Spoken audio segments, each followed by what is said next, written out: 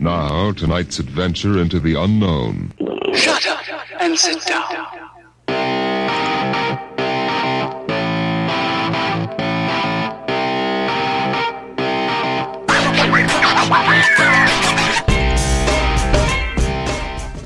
Welcome to SARGE Approved. Welcome. What's up, Frenzy? What's up, Sarge? I'm good. How are you? Awesome. I'm excited for our guest this evening. I am too. We have a returning guest making a triumphant return. Yes, returning guest in front of the show, Bryan DeSanto.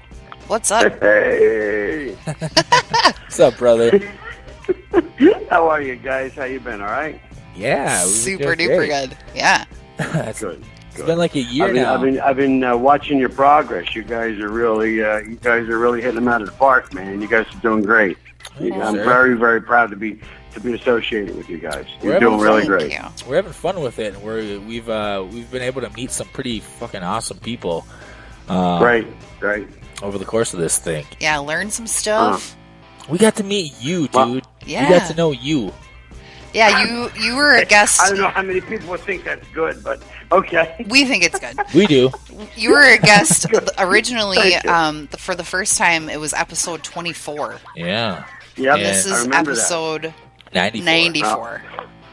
As a matter of fact, when I announced that I was coming back on the show, I put up episode 24 so that people could hear the patois. Yeah, between the three of us. I like it. And I'll tell you, we had from the get-go, we had some great chemistry. We really had some great chemistry. Yeah. And I think it's mostly Sarge's boobs. What do you think, Frenzy? Yeah, I think that's totally. I think it's all Sarge's boobs, actually. Boobs. Yeah. I do all have. Of our boobs? I've got some glorious tits. Mm-hmm. You do. These are you're looking top. You're still an MP, right? You're looking top notch shape, man. You look like you're still out there hanging and banging. Hey, you're looking top notch. Top notch. You're looking good, man. You know. If you're wondering which notch you are, you're the top one. You're top. You know where you are? You're at the one that no one can touch. Now it's time to hear a word from our fucking sponsors.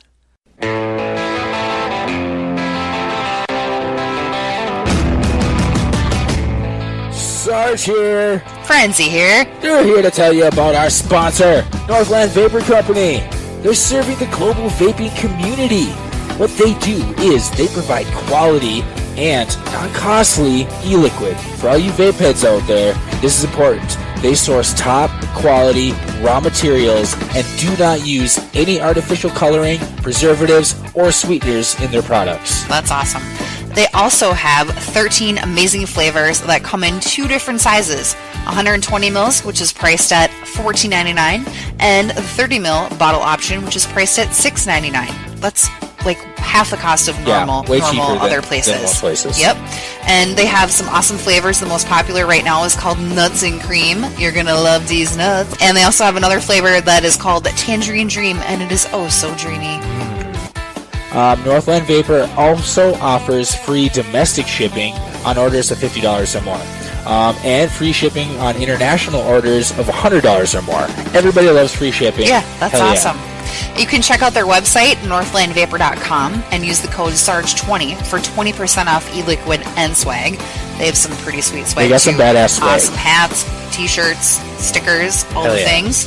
And while you're there, make sure that you sign up for their Northlander Rewards program. You can earn points towards future orders, get discounts, savings, get promotional stuff, find out when new flavors are coming out. Just do that. And make sure Northland Vapor Company is on your radar. Be the cloud. Do it. Do it now. Later, fuckers. Bye. Hey everyone, it's Kevin Goatee from Comics Watching Comics. Guys, make sure you check out Comics Watching Comics on Amazon Video. Season 4 just went up. Season 5 will be up any day now. And Season 6, hopefully, will be up by Christmas time. And oh yeah, don't forget to check out the live Comics Watching Comics show that happened a few weeks ago at Gotham Comedy Club. That also should be up by Christmas.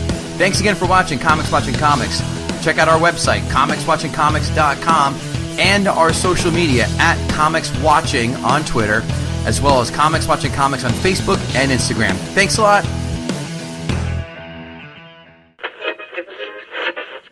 Sarge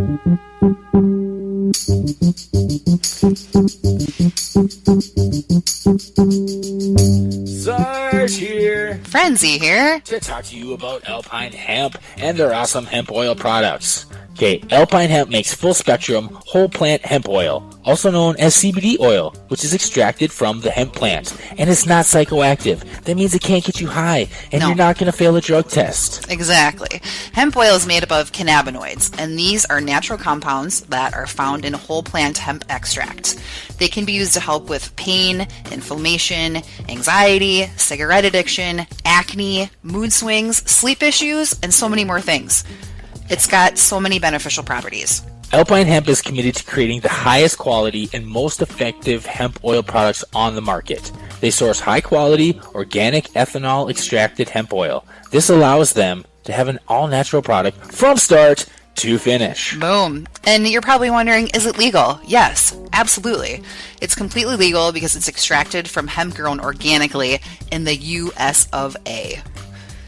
Alpine Hemp offers their quality products in 3 different forms. They have capsules, tinctures, put a little dip in your coffee, and vape e-liquid. Yes, and you can do all this research on your own, or you can go to alpinehemp.com and get more info. Yeah, and while you're there, use the code SARGE20 for 20% off of your order. Beautiful! Boom! Bye!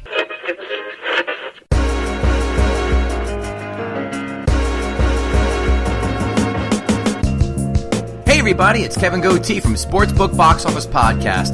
Jeff and I cannot wait to have Irene Bremist on our next show, and a bunch of other comics we even haven't booked yet. But I promise we'll get some great guests for you in the upcoming weeks. I promise you this though, we will be talking a lot about football and how the playoff picture is heating up in the NFL. We're also going to talk about a lot of the holiday films that are coming out. Thank God we're past the doldrums of September and October. That's the Sportsbook Box Office Podcast on iTunes, Google Play, you name it, we're on it. Check us out on Instagram, Sportsbook Box Office, as well as Sportsbook Box Office on Twitter. Now, back to Sergeant Melissa. So what have you been up to? What's been going on with Bryan? Oh, geez, I'll tell you what, it's been a busy year. Thank God. Knock on wood. It's been a really busy year. I finished Back Road finally. Not Back Road. I'm sorry. Without You, Sonny Veloci's movie Without You, which a couple of times it didn't seem like the movie would ever get fucking finished, but it did. And it's a piece of work. It really is a good film. As a matter of fact, Sonny Veloci, the director and co-writer of the movie, was out in L.A. and got international distribution for the movie. So this movie is going to be an international film. Cool. Very cool. Yeah. I'm one of the luckiest people on earth. I really am. Back Road, which we talked about last time we were together, it opens next year. We're looking for a Halloween. I think they're looking for, I say we, which is wrong because I'm either speaking French or I have a mouse in my pocket. Well, no, seriously, once my part's done, once they pay me my last check, that's it for me. What they do with the film after that is up to them. But, you put so much into a film and you do so much with a film that, you're always a part of it. You want the best for it. It's like watching, one of your retarded kids grow up or something. Oh boy, I'm going to get in trouble for that one. What does that even mean? We should heard that come back to my ears. I know I'm going to get in trouble for that. This is an uncensored show. Good, thank God. For our listeners who may not be familiar with Bryan DeSanto, if you haven't listened to episode 24, Bryan, we gotta let them know you're an actor and a good friend of ours. And you're from the Philly area.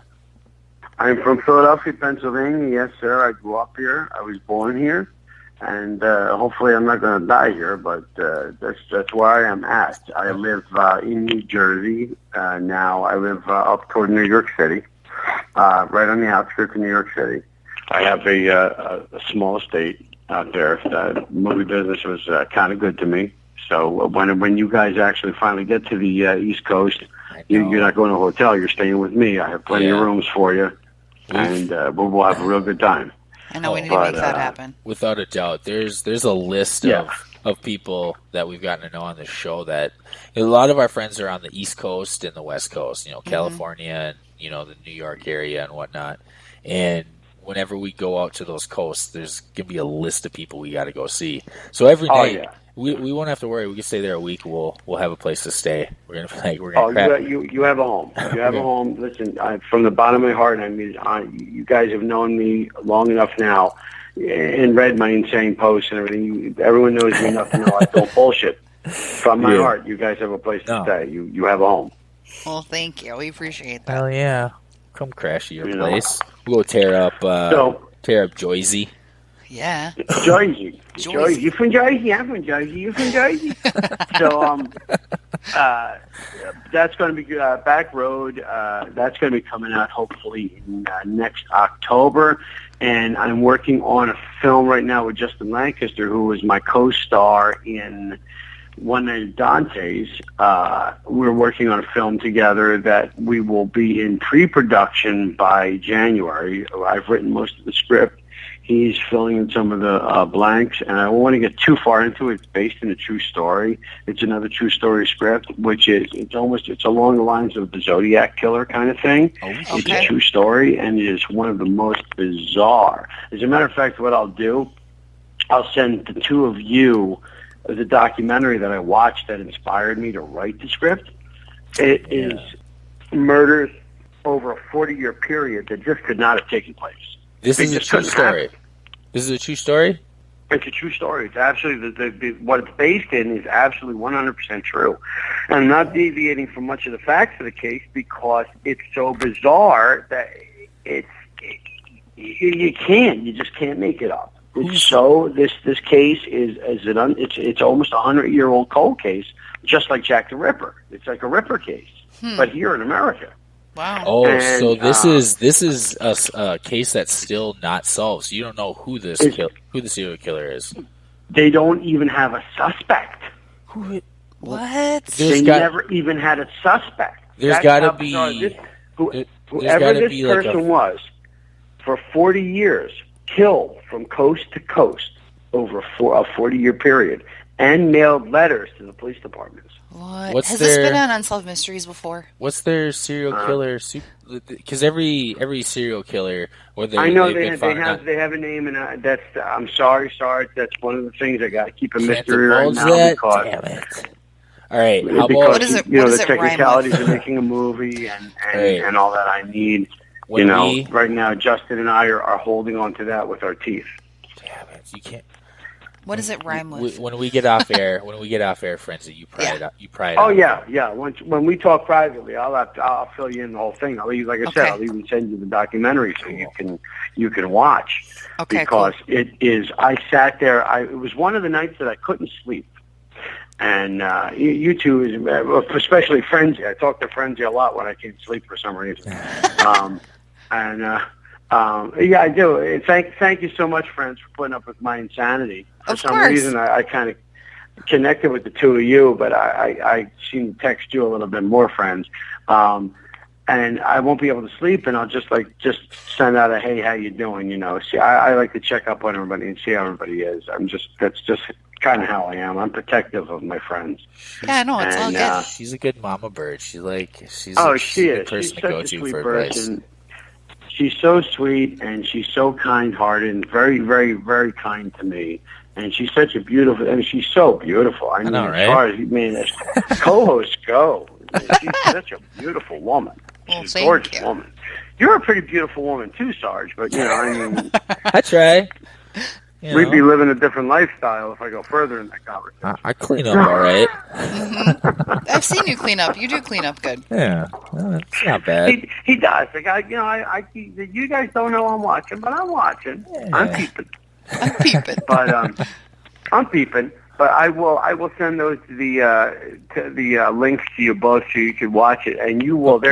In particular. Well, we'll talk about that off the air. There's a piece of evidence in it that is so chilling. I mean, it just gets to your soul, and this piece of evidence is it's one of the main factors of the film. Okay. You know? Yeah. It's one of the main factors of the film. And after that, I have a Broadway stage show that I'm cultivating. I've been putting it together for about 2-3 years now. Oh, shit. And Stephen Ruck, the person who I was actually on the air before your show, I was with him. It's his very first podcast, and he asked me if I would be his first guest, which is such an unbelievable honor. You know, he really wanted me as his first guest because his exact words were, "There's nobody in Philly crazier than you." That might be true.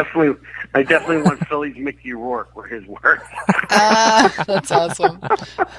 So this is a Broadway play that you're creating.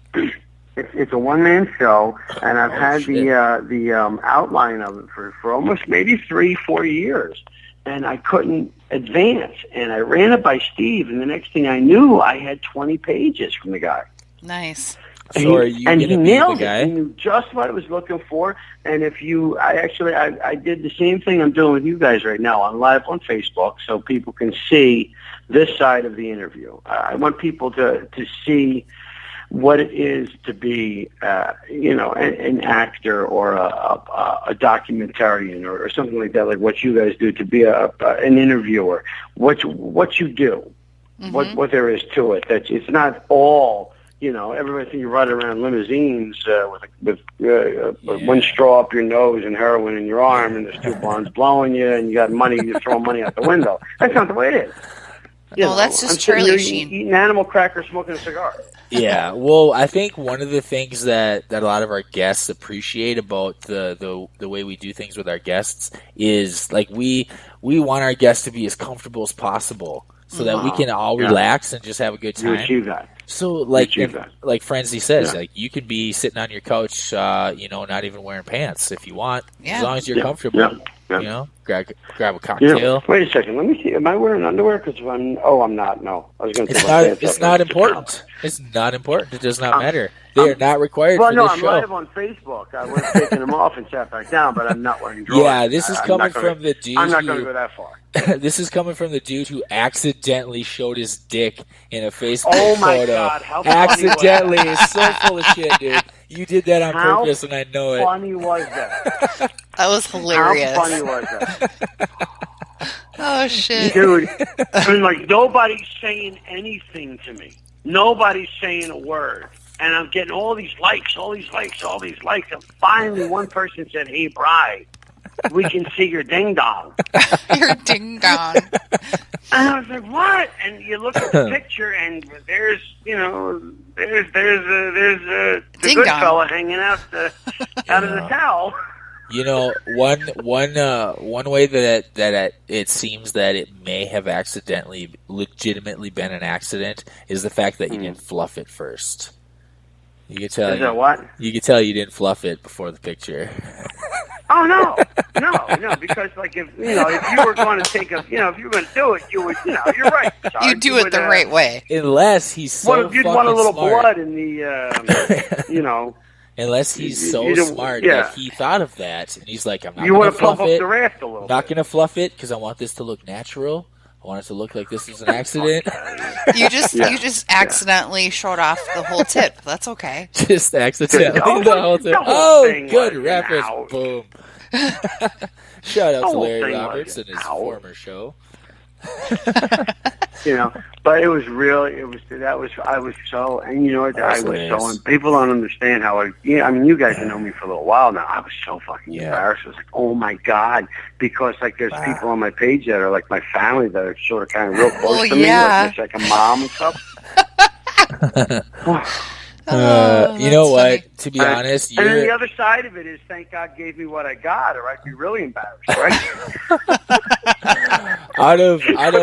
out of most of our friends that we have that, like, on Facebook and shit, the things that you post on Facebook are probably one of the most entertaining. Yeah, I mean, there's been legitimate times where you were acting and doing her thing and posted Sure, live videos and shit, and I messaged you and I was like, what is going on? Yeah, that Yeah. fucking video you posted With the knife? where you're in the street and you got blood on your face and you got a knife and you're talking all fucking crazy. Yeah. What was We're that? like, Want me to shit, go to Brian rehab? snapped. Yeah, That want me to go to rehab? And I Yes. said, no, right? Yes, that freaked the shit out of me. You creepy motherfucker. I'll tell you what. Us. I'll tell you how that happened. I was sitting playing the piano, and a friend of mine had stopped by the house, and I have a big makeup case. I do my own makeup, so I have a big a trifold makeup case. And I started doodling with the makeup, and I said to him, hey, come here. And I got this outfit on, and I did this makeup and put blood and got a knife and put blood on the knife, and I said, follow me. And I went out in the street. This is exactly what happened. And I said, just film this. And for some reason, that song was in my head. And that's just the way it happened. Yeah. And it was so funny because so many people contacted me and were like, oh my God, do you need an intervention? Yeah. How much acid did you do? People were literally terrified. Yeah. That I had finally snapped. Yeah. We were in that we camp. messaged you.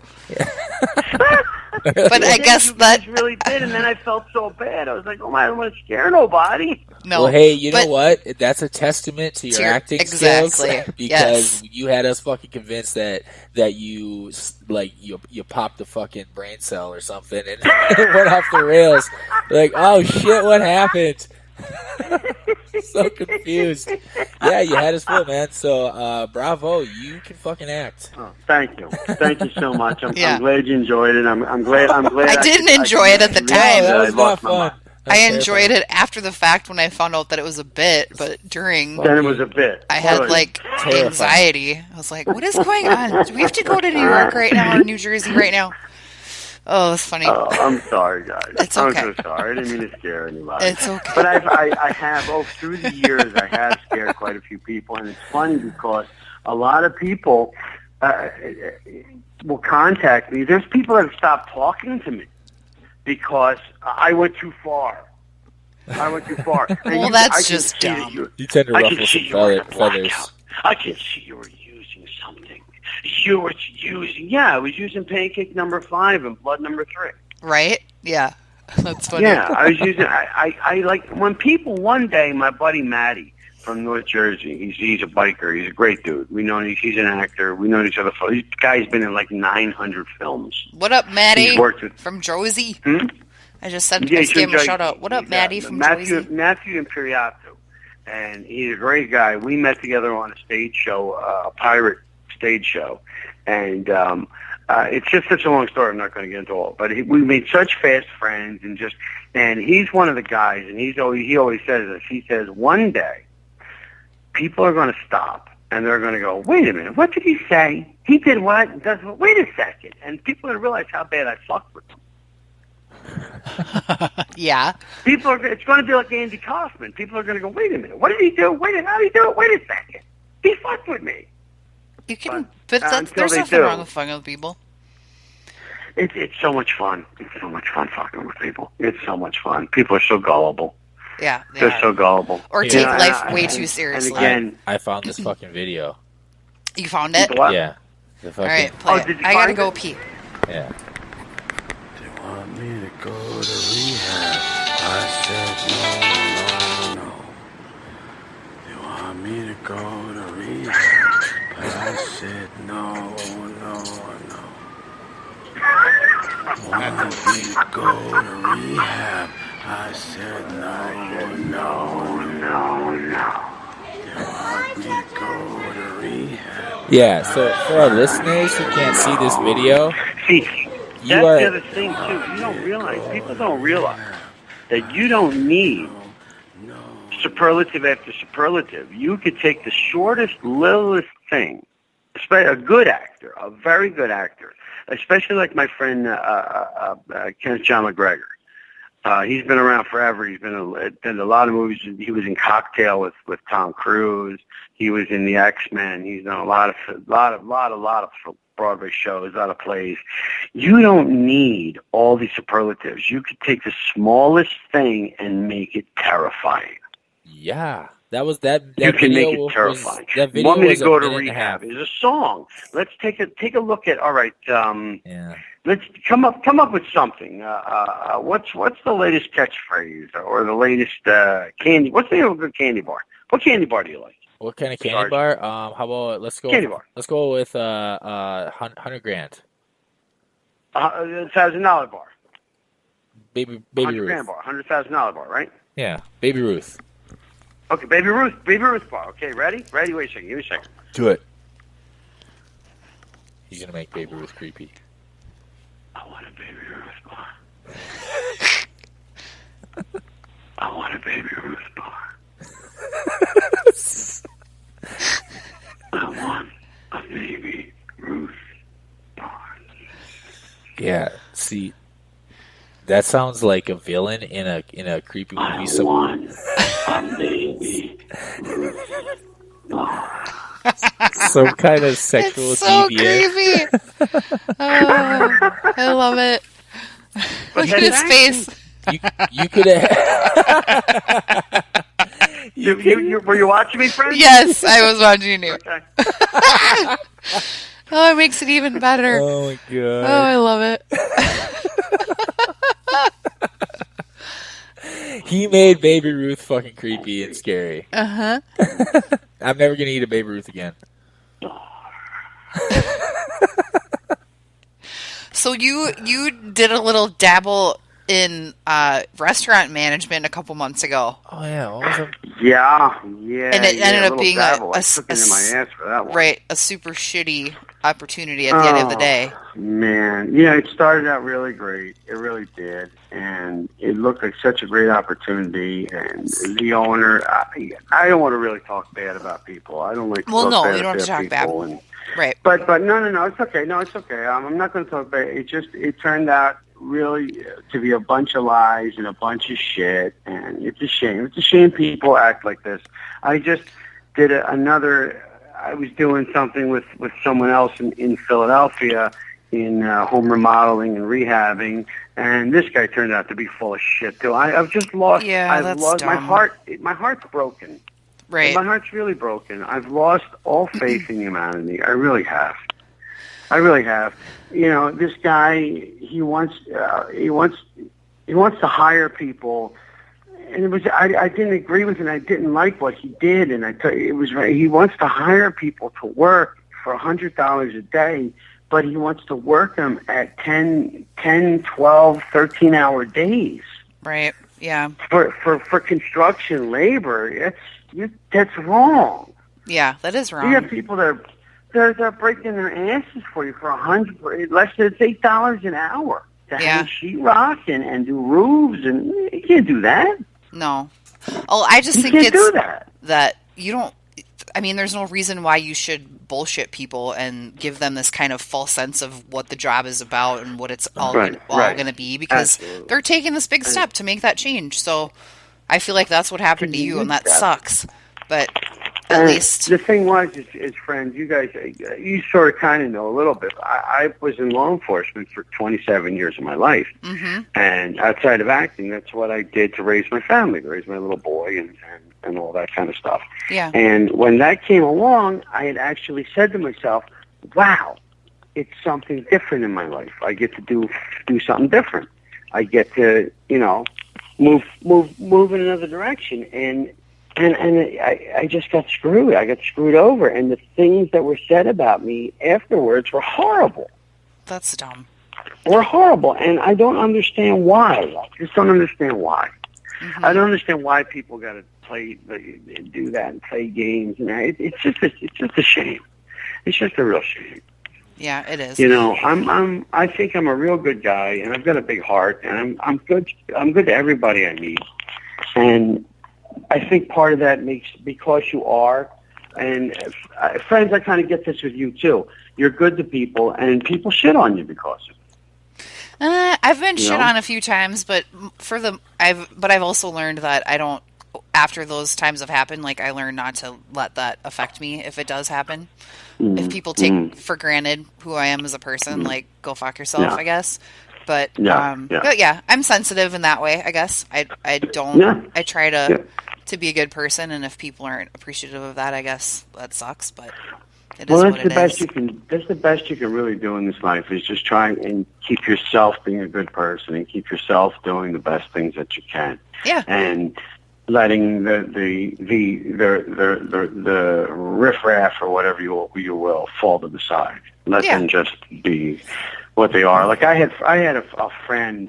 I'll tell you a quick funny story. I had a friend of mine, 22 years I've known this guy. We were on the same music. You guys know I was a musician before I did all this.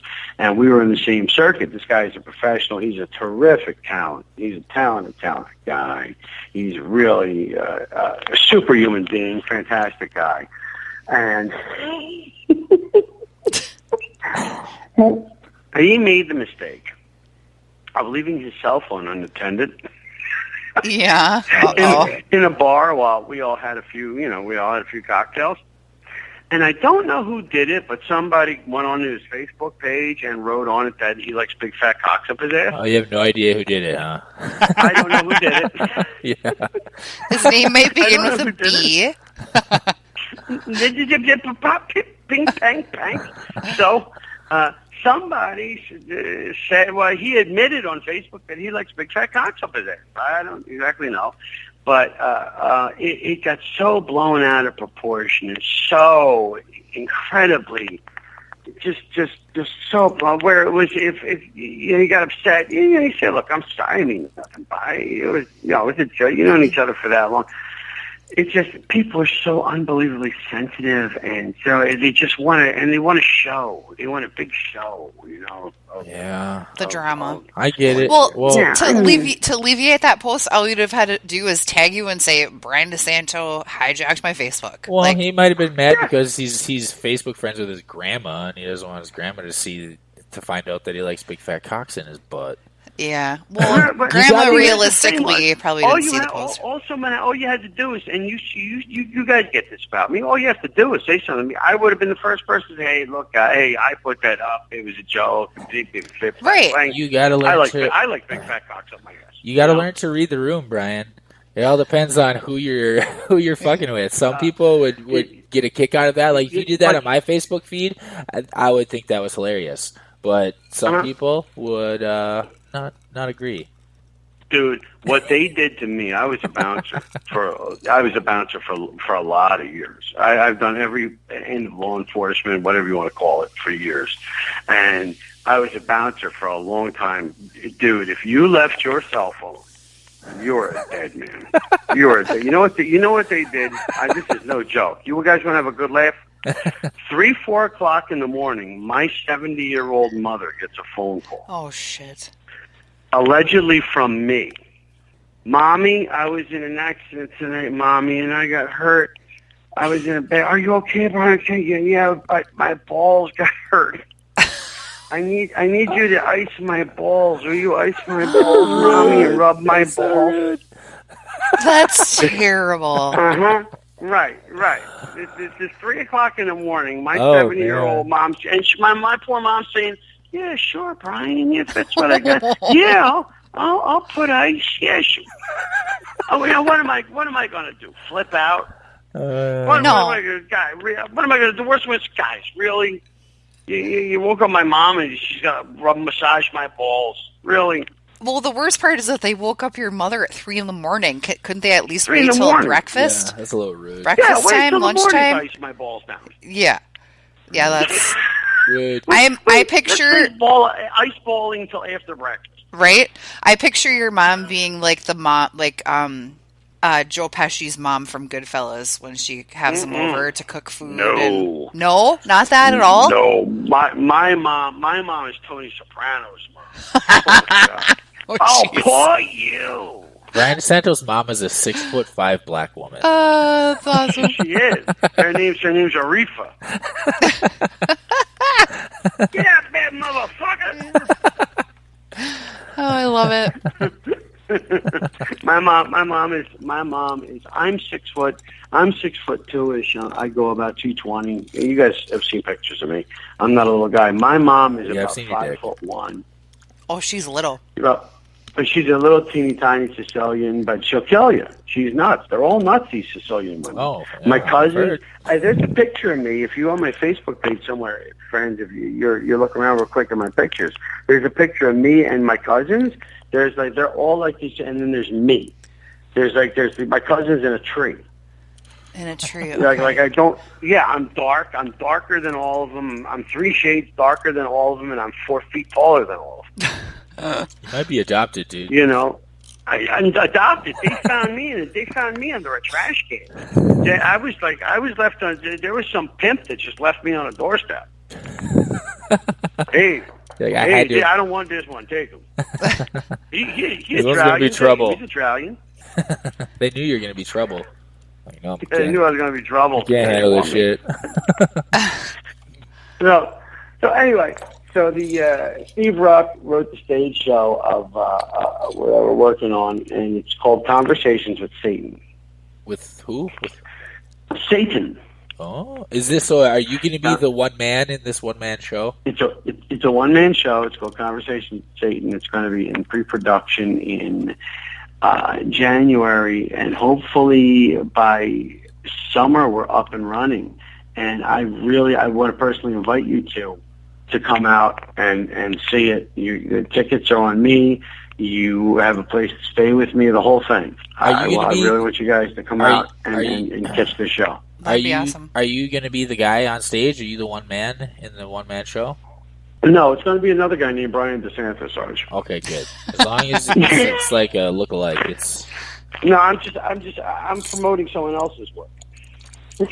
I want to see. That's amazing that you found someone with the exact same name. I didn't know if you were the exact same name and same size as me. I know, it's crazy. I didn't know if you were just producing it or creating it, but I was going to say, if you're going to be the one on stage, I don't want to see some other dude. Yeah, I know. I'm busting your balls. Like I said, I cultivated the idea for a couple of years, but I couldn't write it. And Steve really nailed it. I mean, he just came out of left field and nailed it. So it's terrific. It's terrific. He did such a great job. He did a wonderful job. You sing too, talent. Right? Like you're a singer in a way.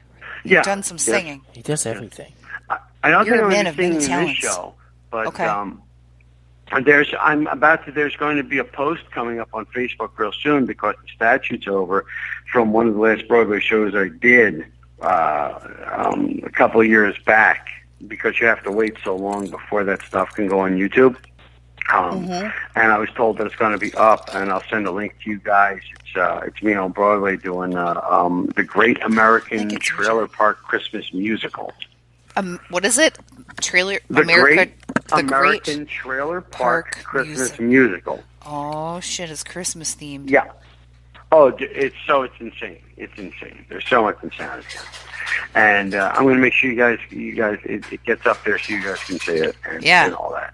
But I really am seriously. I'm right now on the air. I'm inviting you guys down here on my dime. I want you guys to come and have a good time and see the show. Yeah, that'd be awesome. I want you to, of course, I want you to put it on the show and talk about it and report about it, of course. And I want you to be honest. If it stinks, tell everybody it stunk. Oh, we'll tell you. Don't worry about that. Oh, I know you will. It's crazy. I know you better than Sarge now.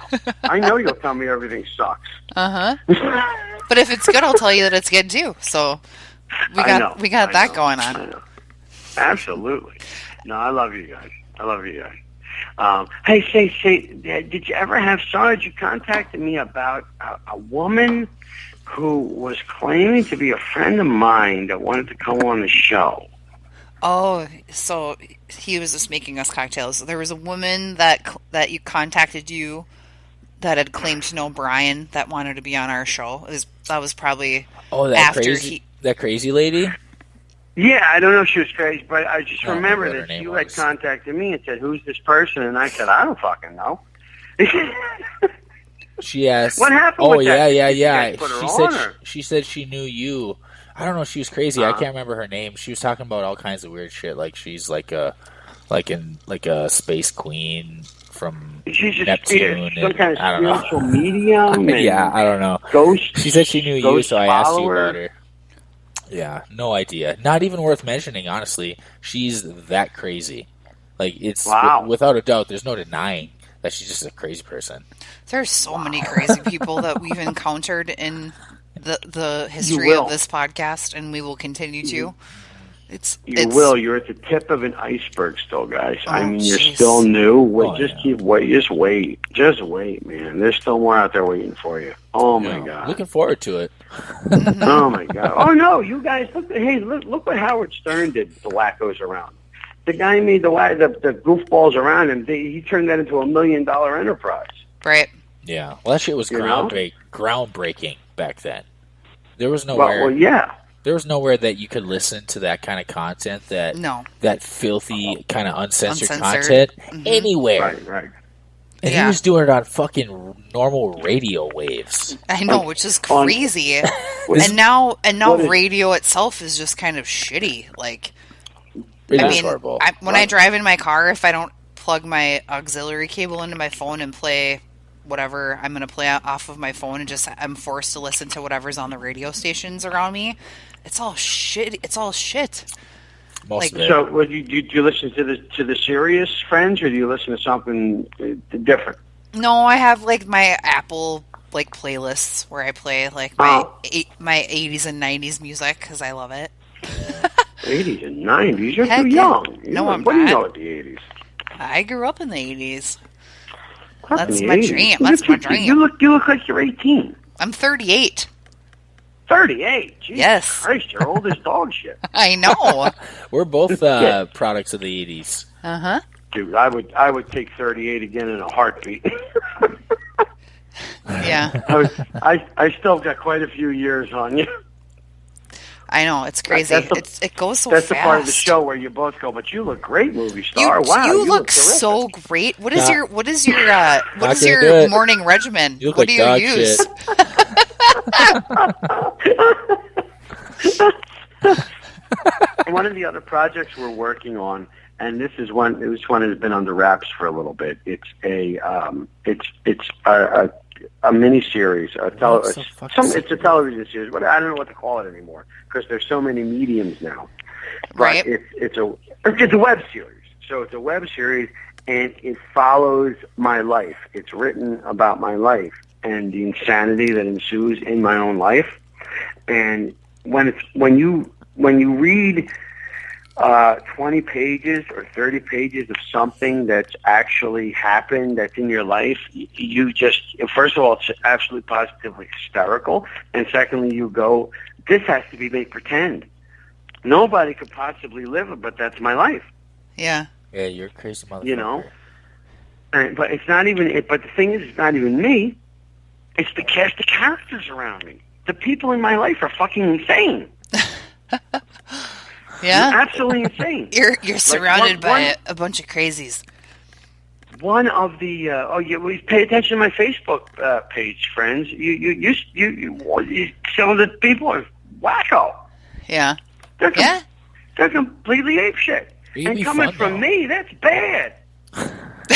If I'm calling you crazy, there's something wrong. We've come across way crazier people than you. You just do crazy shit. You're not actually crazy. No. You don't actually have... That's what I mean. That's what I mean. If I'm calling you crazy, there's something fucking wrong here. Yeah, I agree with that. Yeah. You know? Oh, that's awesome. So that's all that's going on there, and so you live in New Jersey, and where your house is, do you have some land? Do you have like a? I have an acre. I have an acre of land. I have acre of land. I have, matter of fact, some of the film that we're going to be doing about the serial killer thing, we're going to be filming right here on my property. Okay. Because it's big enough, and cool. I can house the crew right in my house itself.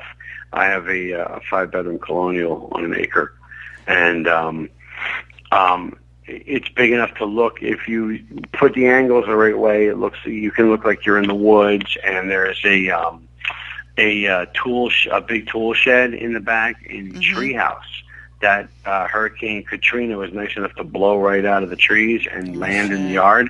Yeah. So both of them, filmed correctly, look like, little huts, little haciendas that somebody would have lived in. Right. So we're going to be doing a lot of that here. But we have some land here, and it's really nice. This is like Superman, the Fortress of Solitude. This is my little. I come here and I just want quiet. Just want absolute quiet. Well, I think it's cool because I feel like your kind of genre, as far as acting in movies, like you're really good at kind of the thriller, kind of not exactly horror, but in that kind of genre. Like you played dark. Yeah. You played dark really good. Thank you. Tony Devon is. Hey, Tony, how you doing, pal? I'm live on Facebook too with you guys. I don't know if you're watching, right, friend? Yeah, we're watching. Hey, Tommy. Yeah. Fuck you, Tommy. Yep. So the big question for me is, if you have an acre of land, do you have any goats that live on your property? You shut up, Sarge. No, he doesn't have goats. I know he doesn't, but maybe he'll get one, and then when we come visit, he'll have a goat, and I can hang out with it. You want to go to agenda on people. You like goats? I love goats. She's yes. addicted to them. Talk to me. What's this? What's this about? Tell me about fainting goats, the kind where you kind of come up behind them and startle them, and they just fall over. You can put cute little sweaters on them. Put your finger in their butt, and they just tip right over. They're just cute. I don't know. Finger their butt. Hey, that's Sarge's deal. That's Sarge. I am not a part of that. No, you just stick one finger in, they just tip right over. Apparently, Sarge is a butthole fetish at this point. I am not a part of that. Wait a minute. I think I got lost in this conversation. Wait a second. So, you want goat? You want me to get you a goat so you can put a sweater on it and finger its butt? Nope. Exactly. The butt fingering thing, 100%. that is not me. Nope.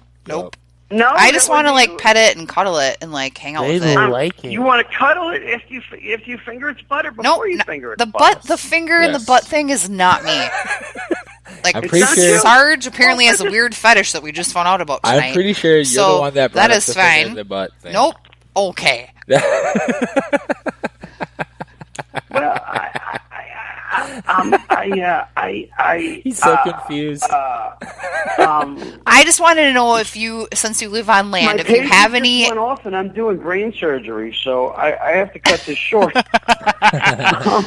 I just wanted to know because you live on and you have a decent amount of land. If you had any cool animals, no, I can. If you frenzy, when you guys come here and visit me, I will take you somewhere where you can play with a goat. Perfect. I know exactly where to take you, and you can play with a goat. Yes. And you can ride horses if you want. Yes. You have horses? There's sheep and chickens and all kinds of stuff. As a matter of fact, one of the episodes in the show about my life is called Rent the Chicken. You have chickens? No, it's just called Rent the Chicken. Okay, what's that about? I can't tell you more than that because non-disclosures and stuff. So fucking secretive. But the episode is called Rent the Chicken. I feel like you're a spy. You're very mysterious. You're a spy, aren't you? You can rent a chicken here in New Jersey. Rent a chicken for what? To make eggs for you? To you can see this. Peck This at is your my balls? question. Put your finger in its butt.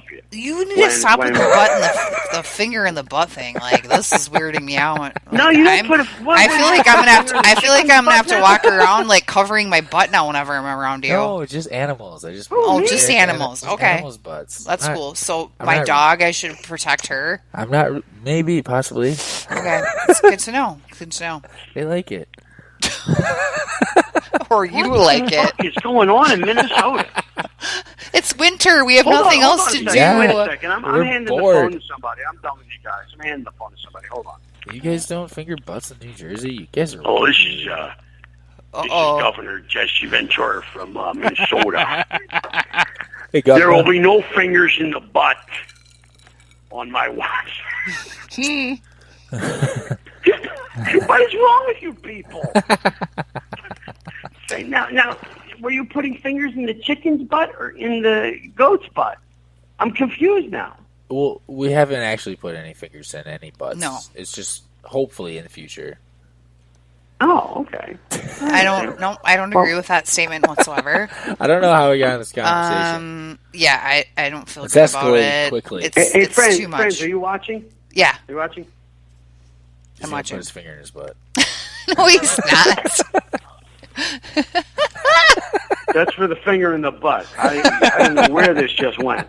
My interview has just gone to complete shit on this show. I know. We're totally amateurs. This is how we roll. We go down some random trails. Sometimes we get lost. Well, and I'm just, I guess, surprised because you guys are, Brian, obviously, you're a boob guy. Sarge is also a boob guy. Are you a boob guy, Brian? There's been that's right. We're talking about fingering buttholes instead of boobs. You like gigantic boobs. Yeah, you like over-the-top boobs. Like, literally, the boobs you like tend to get a little bit on the ridiculous like, side. you want your face to get lost in a pair of boobs. Like, I you would be able like, to lay I down picture on one and cover myself up with the other. I picture that your perfect way of dying would be suffocating between a pair of titties. Huge, between humongous. Gigantic, huge knockers. Yep, that would be your. You'd be good with that. How many different phrases are there to refer to the breasts? There's breasts. Breasts? Okay, boobies. let's see. Okay, Let's breasts. How many can we name? Knockers. Hooters. Jugs. Titties. Yabos. Boobs. Titties. Cans. Melons. Tatas. Sweater. What's the sweater puppies. Sweater meat. Yeah. Floaters. Floaters. Danglers. So I could save someone's life with these. I guess if someone was drowning, they could just. They're go on buoyant. Oh, dude, I dated a few girls that definitely would never fucking drown. You could put a family of 5 on them and you'd be fine. You'd make it to Hawaii. I dated one girl. I'm not even kidding you. I dated one girl that was a triple J. J. That's not a thing. J. That's not a thing. That shouldn't be a thing if it is. It's absolutely positively. This girl was 5'3" at top. She was pitched from her neck to her waist. What? So did her grandma? Did her grandma make homemade bras for her? Because I guarantee you that most places don't make bras. She was a cop. What? She was a cop, and all her stuff had to be specially made. Then I dated another girl who was real? a double G. They're both. All these boobs are real. These real, absolutely, alphabet. Positively, fully real, that fully would real. Suck. Double G. I dated a girl that was a triple H. How do they not have back pain? That was a double F. Ugh. A double E, and then everyone else was in the D family, D to triple D. Yeah, that's. I mean, I don't know how. I almost feel bad for these women that have to deal with that. Like, that's not comfortable. I don't. Well, no, you don't, because you don't have to have them on your possession all the time. You get to play with them. You said triple J? Triple J. Yeah. There's a thing here from Inside Edition about a woman who had 34 double J. Double J, yeah. Okay. Double J. Here. This woman's huge 34 double J breasts have become a nightmare. You get an idea. Yes. This is smaller than what he... By the time she was in 8th grade, Laura Pesto was getting attention from boys for all the wrong reasons. Duh. Very self-conscious. Laura is now 29 years old and has to order her bras from a specialty website. Even sleeping is a big problem. She has to be on her side, not on her back. They probably weigh like 20 pounds right now. Yeah, that's... Laura finally decided enough is enough. Yeah, she wants a breast reduction. I can't wait to just be able to breathe, not have a backache. I can't wait to actually work out properly. Plastic surgeon Dr. Norman Rowe will perform Laura's surgery. No, it's terrible. We're going to remove tissue from the sides, the bottom, and the inner aspect from all the places. During the surgery, why? Dr. These guys work alone. We're going to take one titty and turn it into 2. We're going to cut one off. And we're going to put the rest in your flat ass. I mean, I get your sentiment. Like, I'm decently endowed in the boob situation. You know what? I'll be honest with you, friends, and I'm gonna be really, really straight. I'm gonna tell you the truth. I have never checked out your boobs, so I don't know. Well, that's fine, and I'm glad that you haven't. No. But that says a lot because I think of you a lot as like a friend, as like a real, like I'm not. I wouldn't go down that road with you, so I wouldn't if you asked me, but does she have big boobs? I actually wouldn't be able to tell you. No, and I appreciate that just hit me. That Right. just hit me. I remember when I was in I started getting boobs when I was in maybe 5th grade, 6th grade. I was one of those girls that started to develop early. And so then I kind of had to experience that, oh, you have boobs and boys are finally noticing, whatever. But I also, I guess what's good, what's not. You can't really say. Right. I mean, there's good sides and bad sides to both. Well, see, I do understand that, and I'm going to go down this road, and whoever don't like it, can fill in, put their little whatever they want in the comments. Okay, so we had that misfire when I took that picture. So obviously, I'm packing a Magnum. I'm not, Oh my walking God. around. It was not impressive. That's why I said it was obvious you didn't fluff it, Brian. No, I didn't. I didn't do anything. I didn't realize until somebody told me. That shit was dragging on the floor, man. It's fine. Just be honest. You masturbated in the shower, and then you got out, and it was already.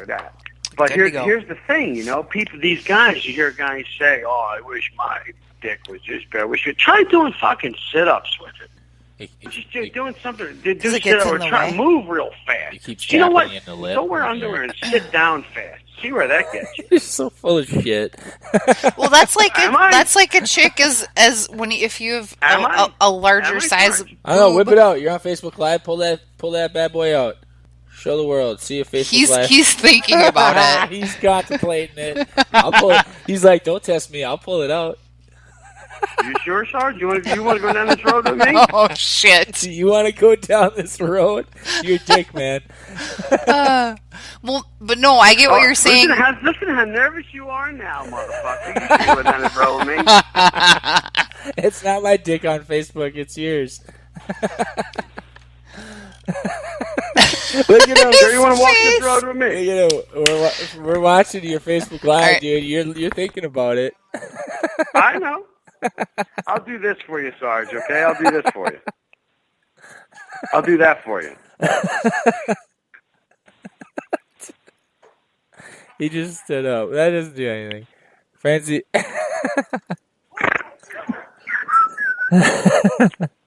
Hello? Oh, shit. Oh, there he is. There he is. He just got himself a handful. What the fuck? Are you that far behind? Really? Yeah, it's got just what got that? Yeah, it's got some leg on it. Oh, friends didn't run away. I was friends. Yeah, I wouldn't do nothing dirty. You didn't think I would do that, did you? She's mixing us some cocktails. What are you drinking tonight? I am drinking a bourbon. I'm drinking a nice bourbon. Nice you got that, attaboy. You got some good shit, I assume. I'm drinking vodka. I prefer a good bourbon. But, vodka you could drink a little bit longer. It works good for podcasts. Sure. Vodka, see, the thing is about me is I've been going through something in the last couple of years where I've been sleepwalking. And that's right. Yeah, I remember you saying that. Go ahead. No, sorry, go ahead. I just was commenting that I remember you saying that. Yeah, I've been sleepwalking, and I'm starting to do all these different experiments, and I'm starting to feel like vodka is having is adding to the experience, that there's some sort of maybe a chemical reaction or some sort of a physiological reaction to the vodka itself that adds to the possibility of sleepwalking. I think what it is like a perfect storm. I think it's usually when I'm overtired and I've had a few vodkas and I haven't eaten, and maybe I've taken something for pain, because like the last couple of weeks I've been doing all this labor, and I took a couple of things, and I've had some pretty serious sleepwalking issues. And I think that it's a perfect storm of these different things, and vodka definitely has something to do with it. I think that not eating has something to do with that effect, but I also think that drinking different types of alcohol kind of change your mode. So like wine or vodka, what's that have to do whiskey. What's that have to do with sleepwalking? I don't know what that has to do with sleepwalking. How often is this happening? The other happening? night was so scary. Where do you do? Do you like get in your car and drive somewhere and go to the gas station and make a God, hot dog? I haven't done that Do you yet. murder Thank God. people? Thank God you don't. Thank God Almighty, I haven't done that yet. What is it usually? What I have done, I have been like filming movies, and I've had handlers with me. You know, people who watch over you are called handlers. Right. And I've had handlers with me, and I've literally left my hotel room and walked to the elevator of the Holiday Inn completely naked. What? Shut up. Yeah. Yeah. And what time is what time is this? Is it in the middle of the night? Is it like 10 o'clock? The middle of the night. Middle of the night. Okay.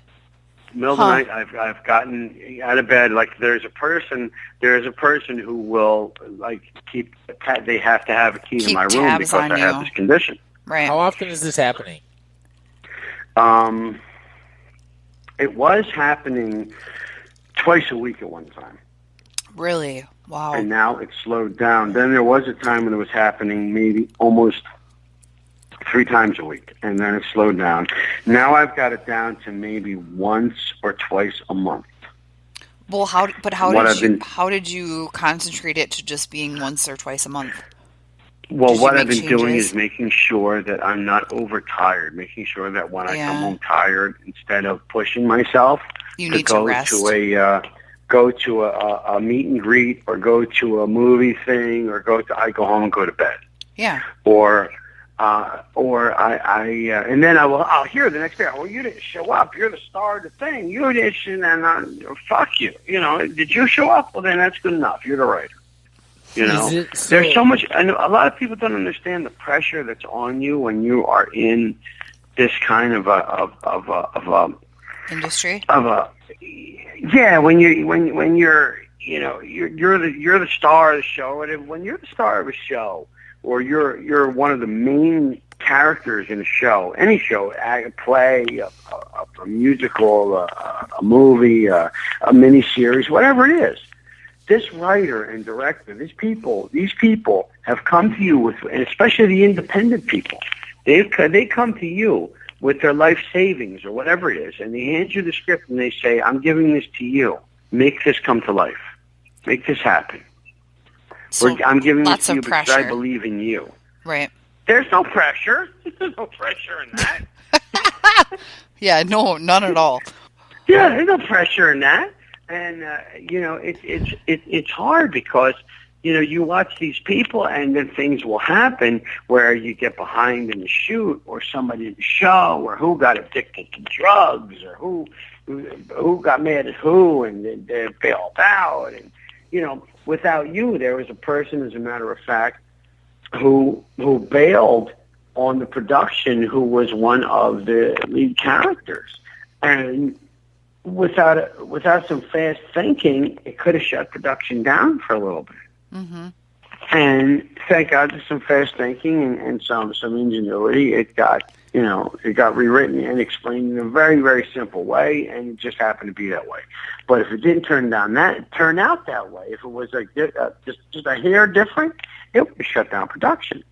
Yeah. No, I get that. And you shut down production, you're losing hundreds of thousands of dollars daily every day. Right. Yeah. Every day. Yeah. What do you like doing better? Do you prefer acting on a movie set, or do you like doing these Broadway stage type shows? I love being in front of an audience. I love being in front of an audience. Shocking. There's no feeling like being in front of an audience. I know. What? No, I was giving you shit. I just said shocking that you like to be in front of an I know audience. you love But I'm just giving you shit. I love you, but I'm just giving you shit. Oh, no, I didn't even hear what you said. But it's not even that, that instant gratification that I like. It's not even that. It's that connection. There's very, very, there's a very small window of mistakes. You have to be very on, and you have to be you have to be on your A game almost. Yeah, not almost. You have to be on your A game every night. I said almost every night. You have to be on your A game every night. You can't give people a half-ass show. You just can't. And from me personally, this is why my insanity and my OCD kicks in. I can't give a person. I will not give a person a half a performance, I give them everything I have every night. Well, yeah, and you should. I will sing till my throat hurts, till my lungs hurt. I'll dance till I can't walk anymore. When I was doing one musical, was it Little Shop of Horrors? I forget what show it was, but I stayed with a friend. I was in town. I was in a different city, and I was staying with a friend just to save expenses. And I literally, and this is no joke, I swear on my son, this is no joke, I had to fall out of bed and crawl to the bathroom because I couldn't walk. Because why? That's just from dancing as hard as we were dancing every night, as hard giving that production. You're all exhausted. You had every single night. Type shit. So, which one do you prefer? Do you prefer the stage where you get that instant gratification, the response from the audience? It's not the instant gratification. It's just there's an electricity with energy. A live audience.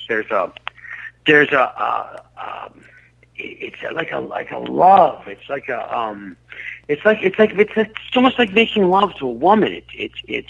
There's a bond, a feeling, a connection. There's just this great electricity amongst you. You feel it.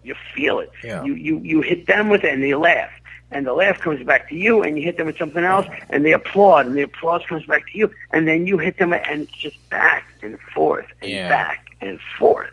Well, yeah, you get that instant response in comparison to doing a movie, and then it may be months or a year or so before it's released, and then you slowly get feedback on how that movie was received. Right, you got to sit and you got to wait, and you got to it's like I don't know. I'm a really, really, really big history buff, and I'm in history in every sense of the word, not just history, all history. Excuse me. Hitchcock, when he released Psycho, the first cut of Psycho bombed. It bombed. It was terrible. They booed the first. It was terrible, and Hitchcock was suicidal. And his wife said to him, "Recut it. There's nobody can cut a movie like you, Hitch. Recut it. Do it again." And he went in, and this is in his memoirs. He went in and he recut the movie, and that's the one where the shower scene, everybody's screaming. That's where he's got 100 different cuts in that shower scene. Mm-hmm. If you watch that shower scene, those cuts in that shower scene are amazing.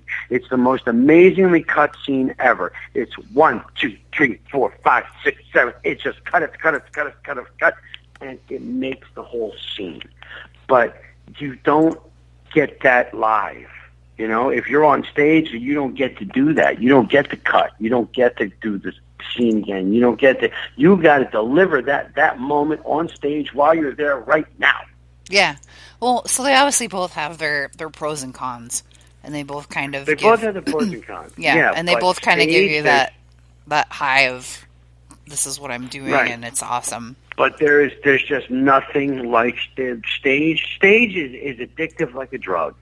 Stage it's instant gratification more than a movie, but it's also prowess. It's also power. It's also that you could take that audience on a ride and give them what they want. Yeah, you get to feel your male ego, which most men have to do.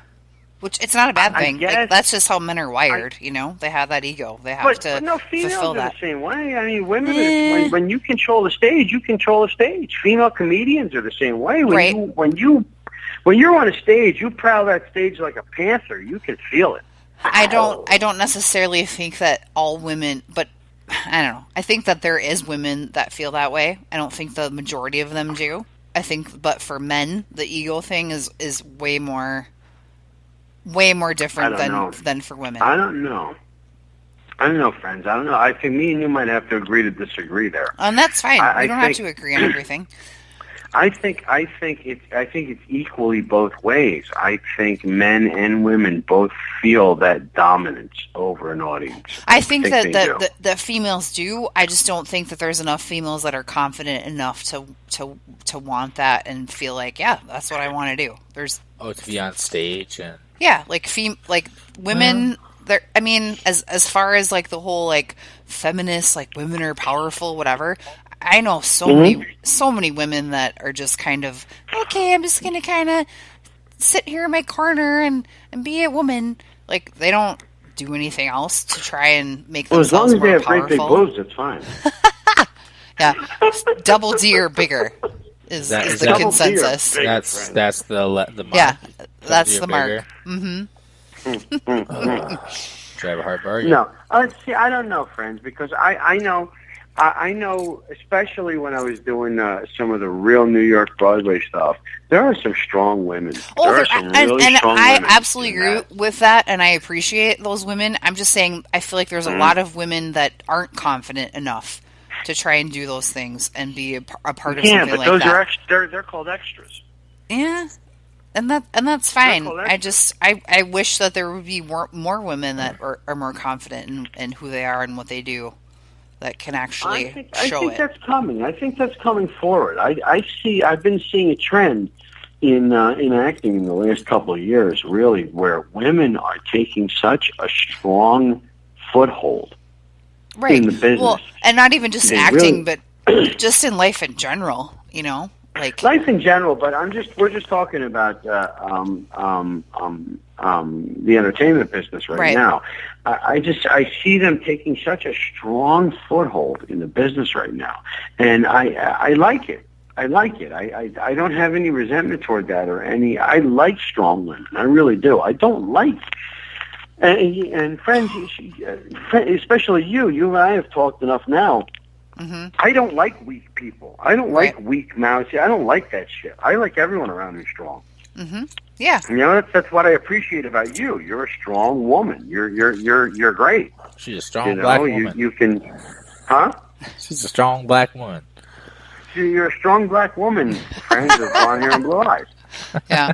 And milk-fed, corn-fed Midwest girl. No, that's one thing I really like about the Midwest women. That's why the one woman I dated from the Midwest really broke my heart so bad, is because I liked that. I liked how strong the Midwest people were, especially the women. Right. Well, we're strong. We're genuine. We have good hearts. Like, we maybe are a little bit... Every one of you?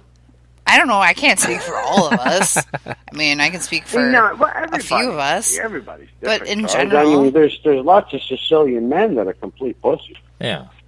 Not every one of us is a gangster hitman. Oh, you know, gangster hitmen are like my favorite. You know, a lot of the guys are, you know, a lot of guys are. Jesus Christ, Frenzy's got a thing for that Bronx, like Brooklyn accent. It's only because I'm in love with like Godfather movies are my absolute favorite. Any type of gangster mobster movie. Like you get all in a fluster with that accent. I do. I like it. Oh, is that it? Is that what you like about me, friends? Is it the way I talk? No, it's got to be thicker. You got to lay it on even thicker. That accent's got to be thick. Oh, listen, let me tell you something. My accent is very thick. I lost a lot of it doing the movie thing and from traveling so much, like through the Midwest and through the country. But believe me, I can slather it on like mayonnaise. Slather it on us. You got to lay it on thick. She likes it thick, trust me. And yours is not thick. Does she like it thick? How do you know? Real thick and veiny. Ew, stop. Stop talking for me. Hey, listen, God. This is what boggles my mind. Allegedly, that's something I'm supposed to say. Sarge just speaks for me. I like getting her Goats flustered. with their fingers in their buttholes. Veiny cocks. Like, yeah, he's going wild tonight. I did not say cocks. I like getting you all in a fluster. It's entertaining. Mm-hmm. Watching you back. Me or her? Oh, well, Frenzy's the most entertaining when you get her all flustered. That's fun. See her reaction. Look at her. So she's trying to think of something to say. She's trying. I don't need to think of something to say. I don't need to think about it. So you want it thick and veiny. Tell me, where do you want me from? You want me from Brooklyn? You want me from Staten Island? You want me from Philadelphia? You want me from Jersey? I'd say Brooklyn. Yeah, I was gonna guess Brooklyn. Brooklyn? Okay, Brooklyn. And what am I doing? Give me some motivation here.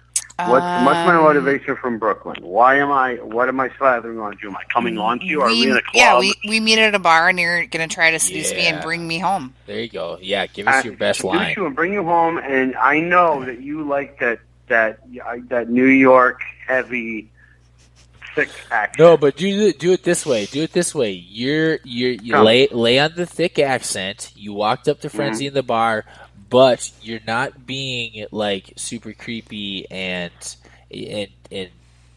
pervy. You're trying to convince her because I'm not from New York. Hold on. You're trying to convince her that you want to be able to like take her home to meet the family, kind of thing. Okay. All right. Yeah, because I don't just fuck Can you both see me on the feed? Yeah. Yeah. Oh yeah. Pull up the feed. Pull up the feed. He's probably gonna pull his dick out. He's like, this is my closer. I pull my dick out. This is how I close the deal. Do me a favor. Beat the head right on there about 5-6 times. Hold on. Okay. Here we go. All right. I'm ready. I'm ready to be seduced. So you just walked up to her at the bar. She's at the bar all alone, sipping on a martini, looking lonely. And she's looking away. Okay. All right. Give me a second.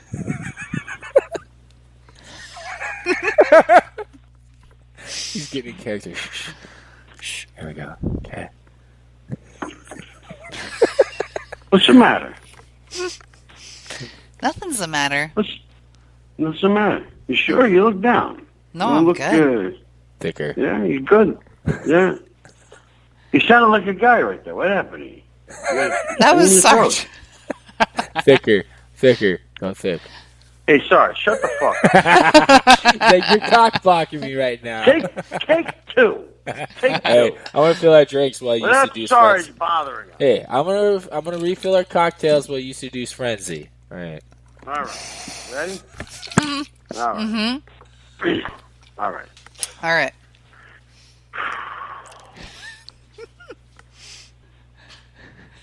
Smile.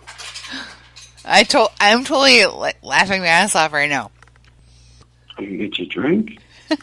Your accent is not Brooklyn enough. Like, so we Would had. you like to have a drink with me? Yes or no?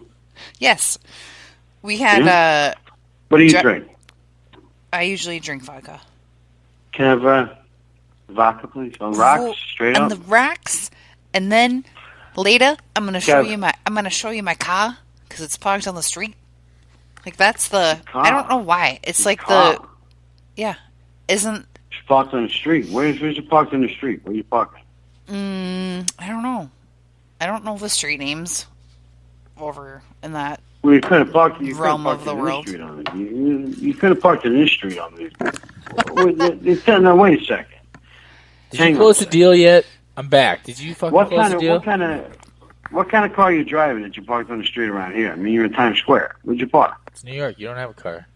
No, I have a car. You have a car? Oh. Yeah. No, it's okay. I'm not in Times Square. I'm in the Bronx. You want Absolute? You want? What do you want? Absolute? You want Tito's? What do you want? You ran out of time, Brian. No. You didn't close the deal. By the time I was done mixing these cocktails, you didn't close the deal. It's fine. Oh, it's funny. Yeah, it didn't work? Wasn't happening? Brian. No, the accent just wasn't there. You gotta lay it on thick.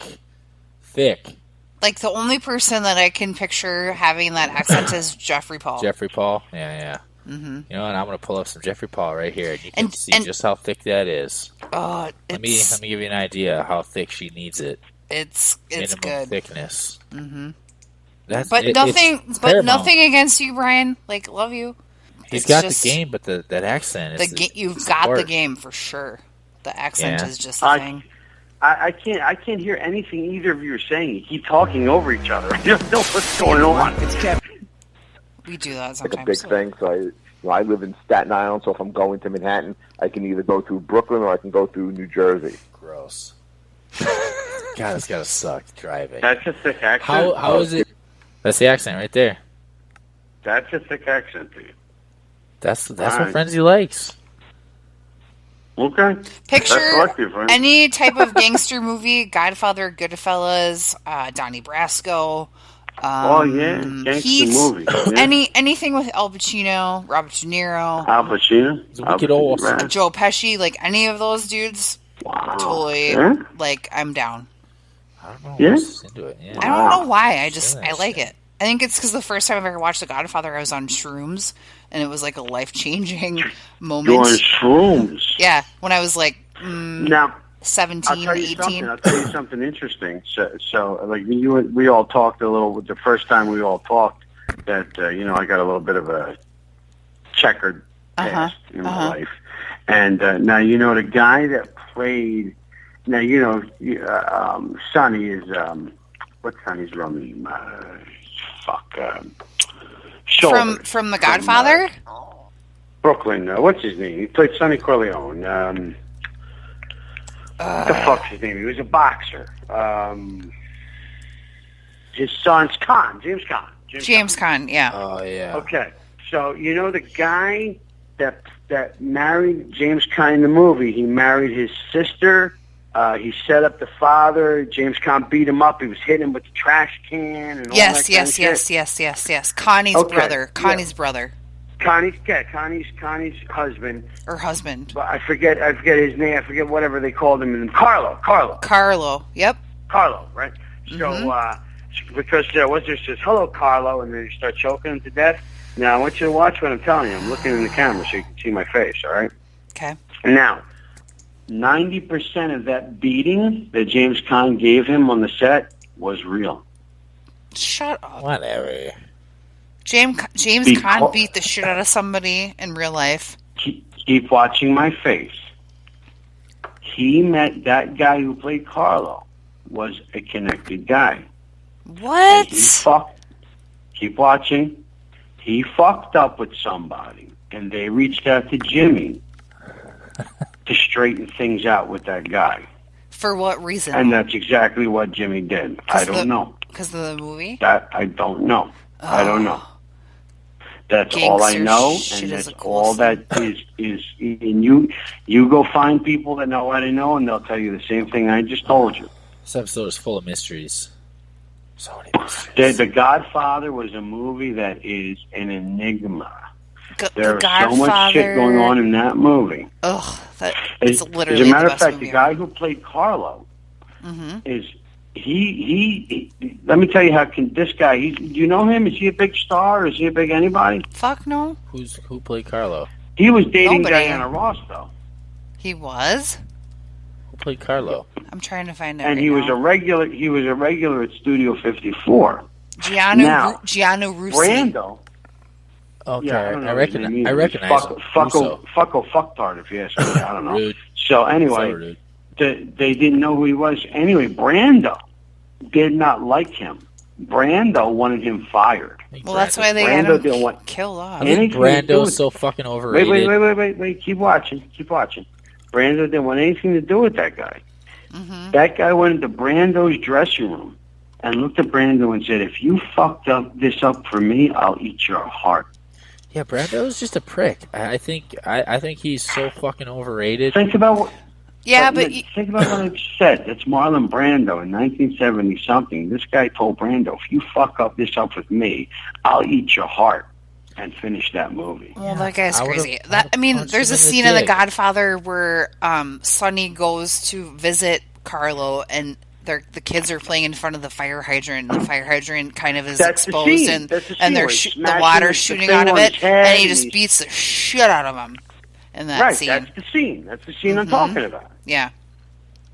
That's the scene I'm talking about. That guy, whatever it was, I don't know what it was or what it was about, but from what I understand, allegedly, 75% of that beating was real.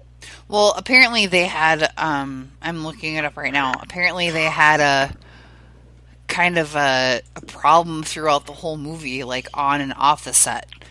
They choreographed that scene for about a day and a half, and then Jimmy got a little aggressive. He improvised a few things. That little billy club he threw at me, he hit me right in the head with that, and then he throws me over. This is the direct quote. throws me over the railing and he's biting my hands when I crawl out. He literally lifted me up with his kick. None of that was supposed to happen. So there's obviously things that happened when they were recording that weren't supposed to happen. What? He also indicates that Khan's antics left him with a chipped elbow and 2 broken ribs. Still, he says he intended to leave the drama on the big screen. So, I don't know. But those, I feel like those fucking gangster movies, like... Who's running this show? That shit is real life. The movie? No, the movie is obviously the movie, but they still have, I don't know, like, I would hope and pray that any mafia movie still has some kind of connection while they're making the movie, because that's how I envision it. Hey, because the mafia is badass. They have a... Is it? There's a trailer. There's a trailer here up on YouTube for that Backroad movie you're talking about. Yeah. Can we play that? Let's play it. Good, play. All right, it would be just audio, but let's see. All right. Can I see? Can I get onto you? If I go to your page, can I see what you guys are doing? Like, are we live? Can I watch?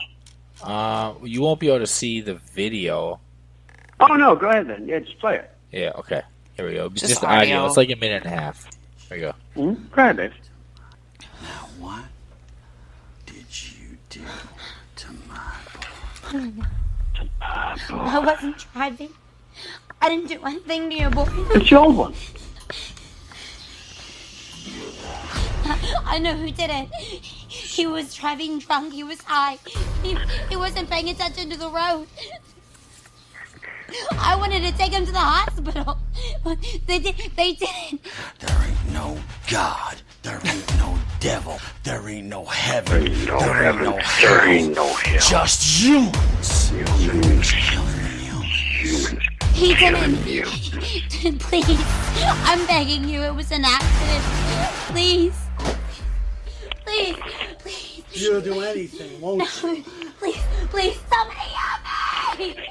Somebody help! Ryan's gonna kill that shit. He might fuck her first. He's not in it for sex. Oh, you look crazy as fuck. Oh,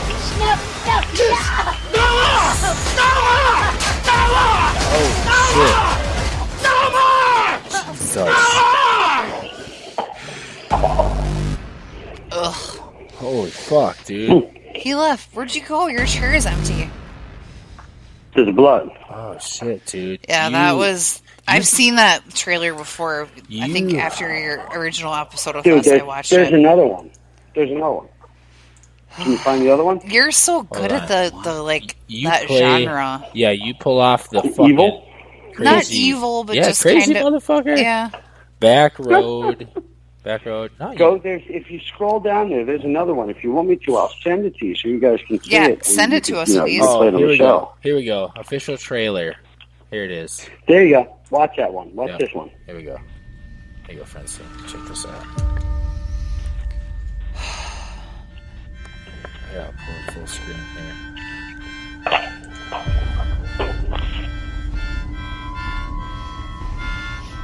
Fuck.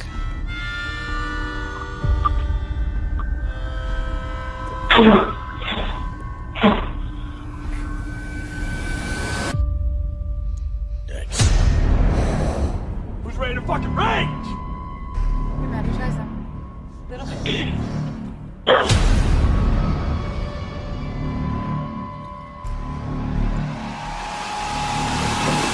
There's a little kid in the show. I don't like that. What the fuck? Matt, is he dead? I think he's dead. They just think they can do whatever they please.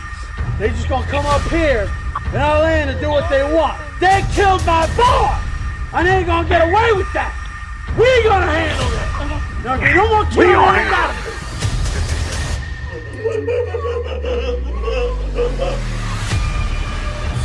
Requesting backup 237 back road. Come get me, redneck big fucker! No! Please! Kill them all! Kill them all!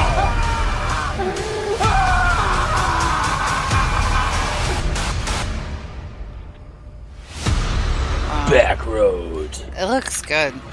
Coming soon. Ugh, fuck yeah, it that looks looks fucking good. awesome. The production value on that looks really fucking good. There's so in Minnesota we have these movie theaters that have the recliners where you can reserve your seats ahead of time, whatever.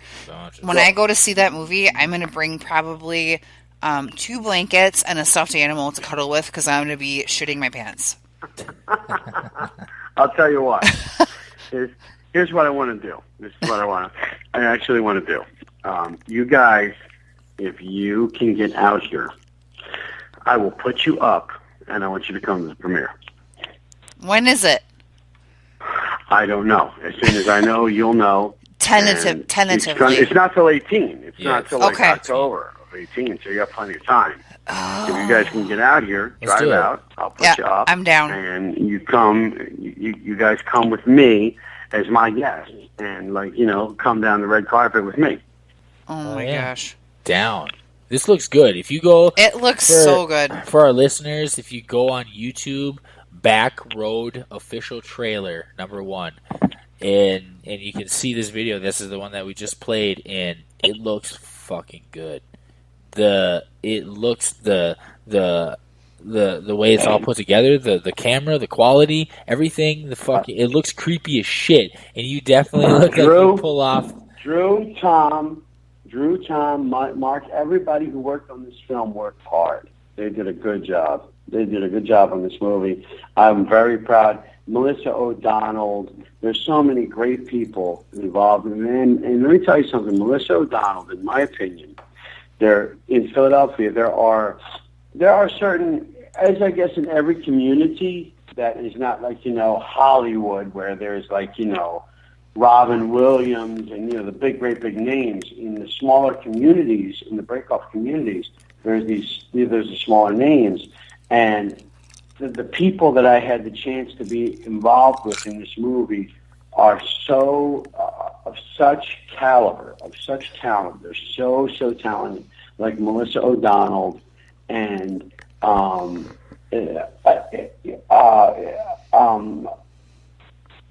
Jesus Christ, Michael McFadden and Tony Devon and all these people that I've had.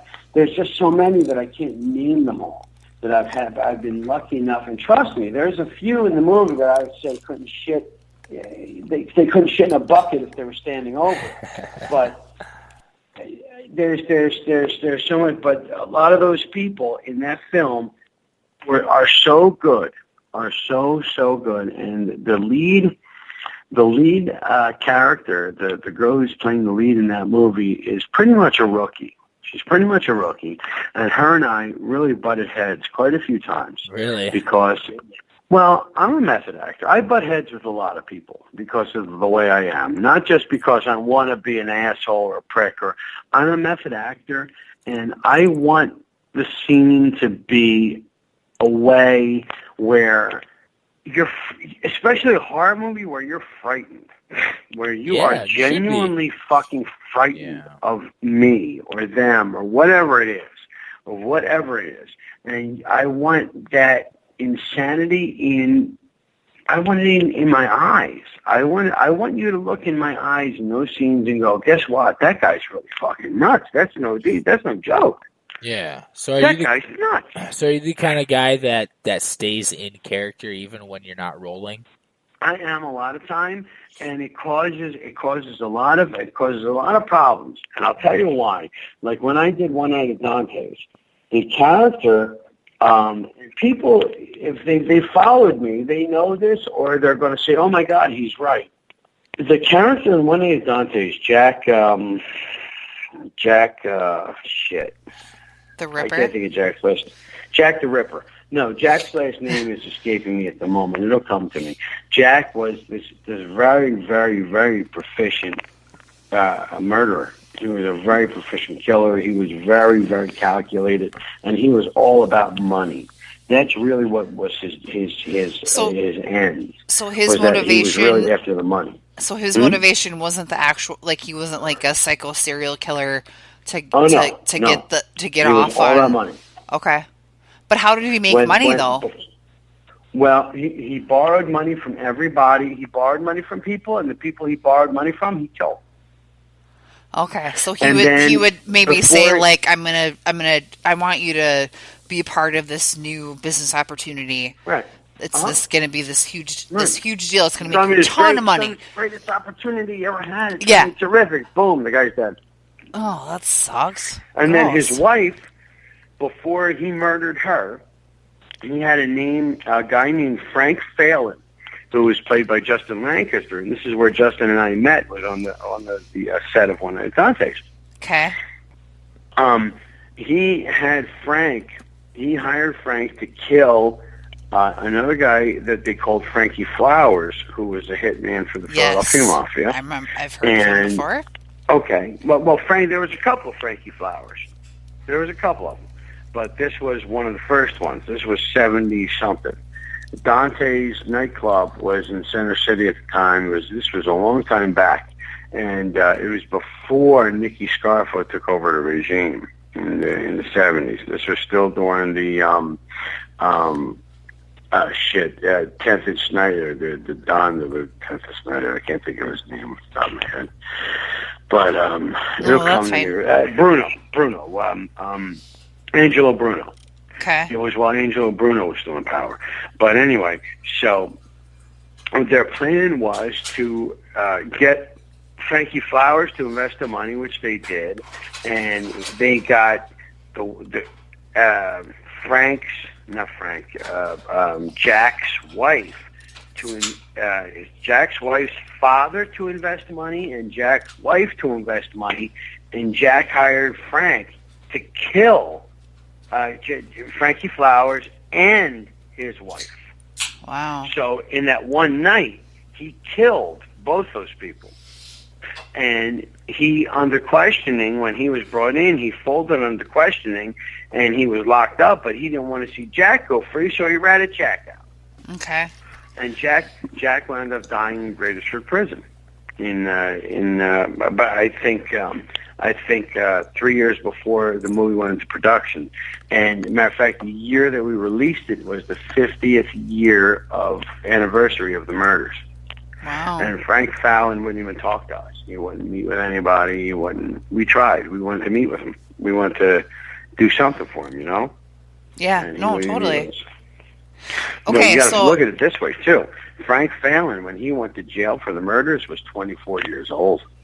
He's 70-something just now. a baby. Damn. Okay, so here's kind of some interesting thing. So we've had a guest on our show in the past, a comedian. He's actually going to be on our show again next week. Good friend. And we've met him in person. We had the opportunity to go see an actual comedy show of him in person, and he's a great fucking dude. His name's Frank Roach, and he wrote a screenplay for a movie called The Italy Boys, which is currently going into production, and there's some people that are involved in the movie that we can't disclose at this point. Big names. But Mike Gunther, who has worked on Transformers, done so many, like stuntman, done so many things for different movies, is a part of it. I think I want to connect the two of you together because I think that you would be a good fit for some sort of part in this movie. Honestly. That'd be great. I would love that. But even if I wasn't for a part or whatever, I'd love to help him in any way I could, whatever I can do for him. He's such a good guy. You and him are probably obviously, you guys are my top former guests and friends of the show. Wow. You guys are nice shit. friends. Well, I'm just being honest. No. I mean that. No, I'm not being dirty. Thank you. You're welcome. We've had 90-some people on this show so far, and honestly, we love them all. But there's obviously select. You just connect with different people. You just really feel a connection with, and you're one of them, brother. Yeah. So this movie is about Italian mafia families in Detroit. As far as so it's not East Coast. What's his name? Frank Roach. It's spelled Roche. Okay. For when you said Detroit, I was thinking about that other fucking bum. What was his name? Eminem. With the bald head. He's talking about Alan. Oh yeah, that guy. Yeah, He I likes can't chicken think of his salads. name off the top of my head. You know what? Alan, he definitely, he's an outspoken guy. It was a good episode. You know, it was. Right. It ended up being a good episode. We had a good time with him. He's doing his thing. Like, it is what it is. People, we don't judge. Personalities. We had no problem with him. But he's, I mean, everyone's a little bit different, and I could see how I could see how personalities can clash. You know what I mean? You guys are you both have very strong personalities. So we do, and I'm not going to go down this road real long because, like I said, I never like to talk bad about people, but the things that he had said to me were very out of line and that was good.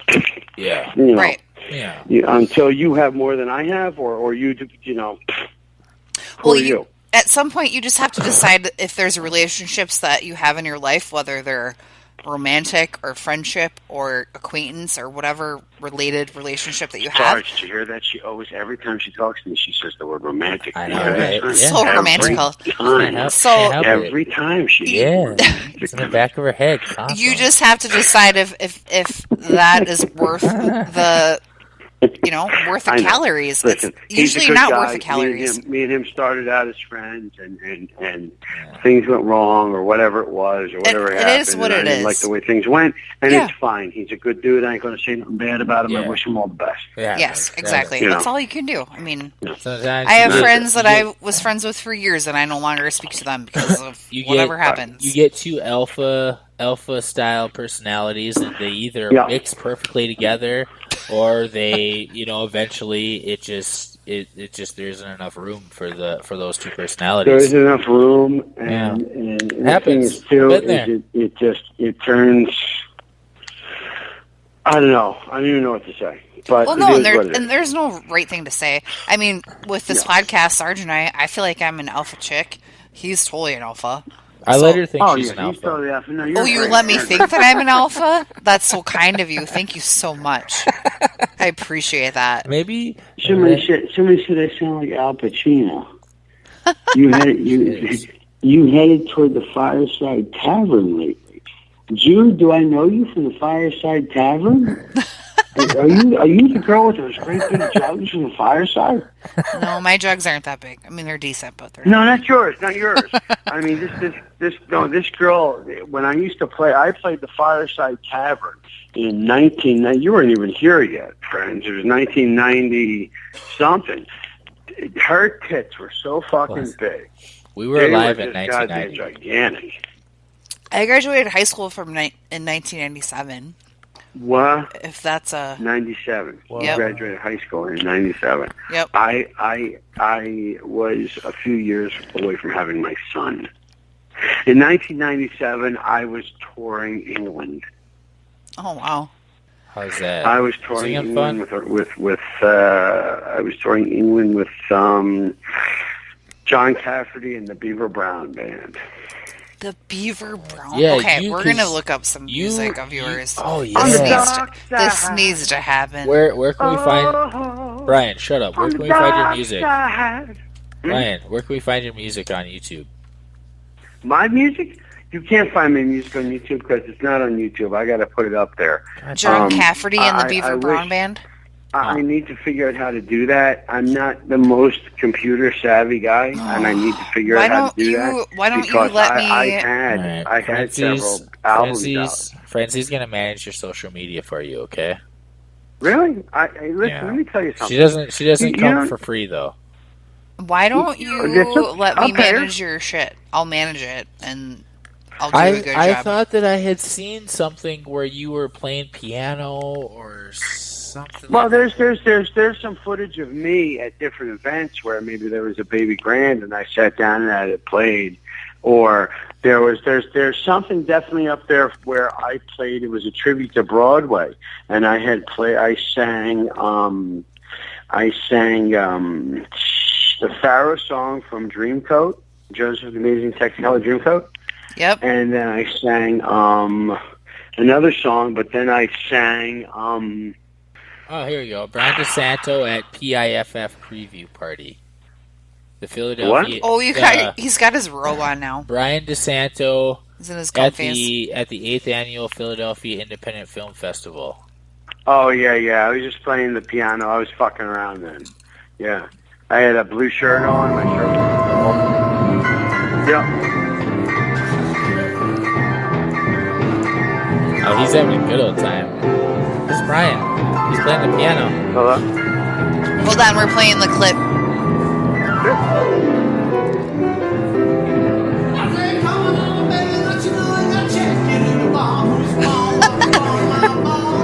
Yeah.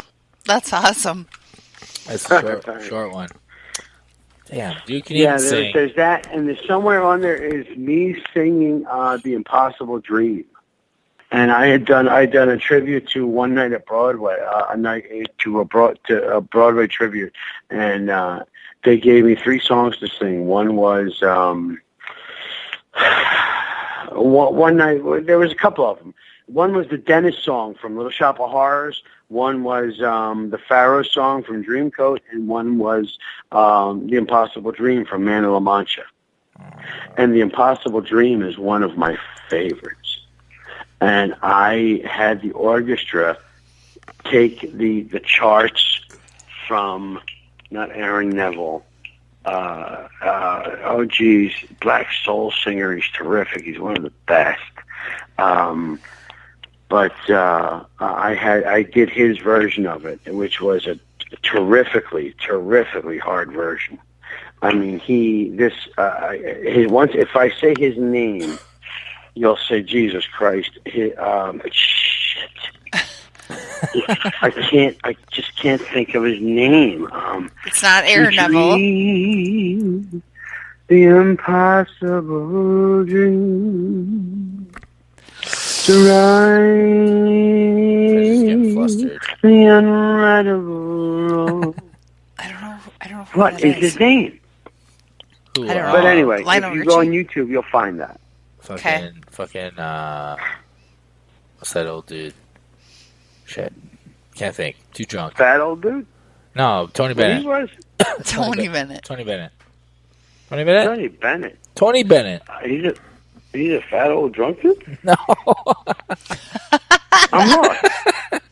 I said I'm What too happened? drunk. I'm too drunk. You're drunk? What Yes. the fuck is going on here? What did I Podcast miss? juice. It'll happen. It's the way it works, brother.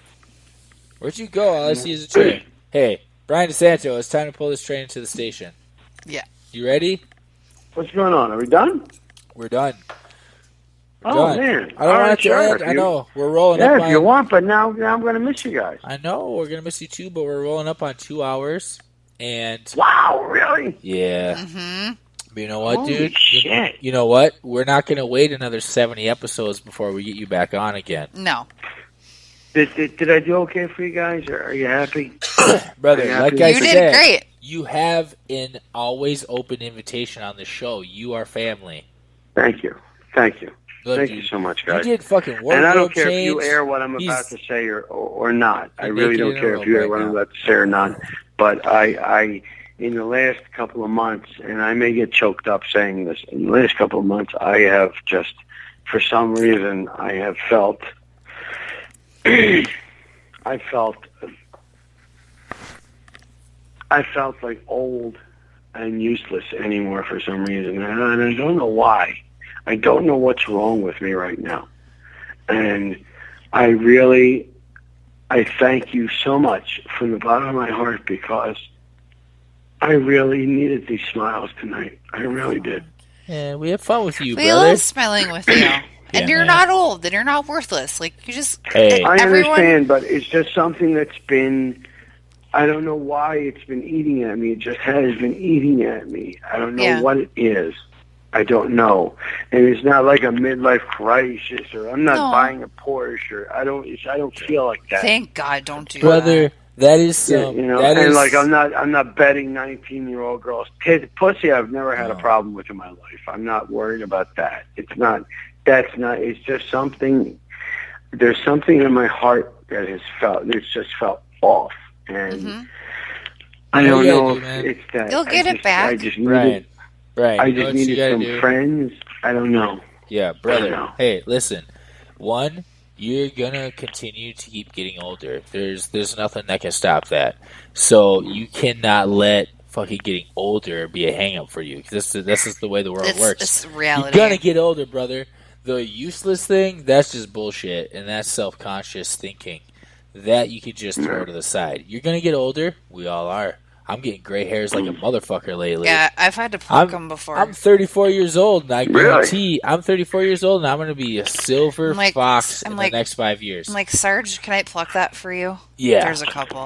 But here's the thing. Here's what's important is everybody feels low. Everybody feels like inadequate at times. The cockiest motherfucker out there is self-conscious as hell. I guarantee it.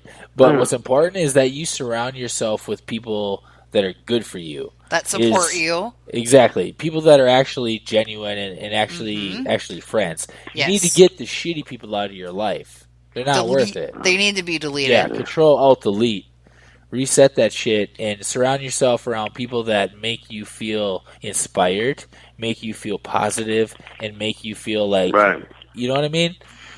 And the people that you would, it's like the fucking golden rule: treat others the way you want to be treated. Exactly. Surround yourself with those kind of people. That's the only rule you want to do. Yeah, I get that. Do whatever the fuck you want to do. Really do whatever the fuck you want to do. Really do. As long as you're not hurting anybody.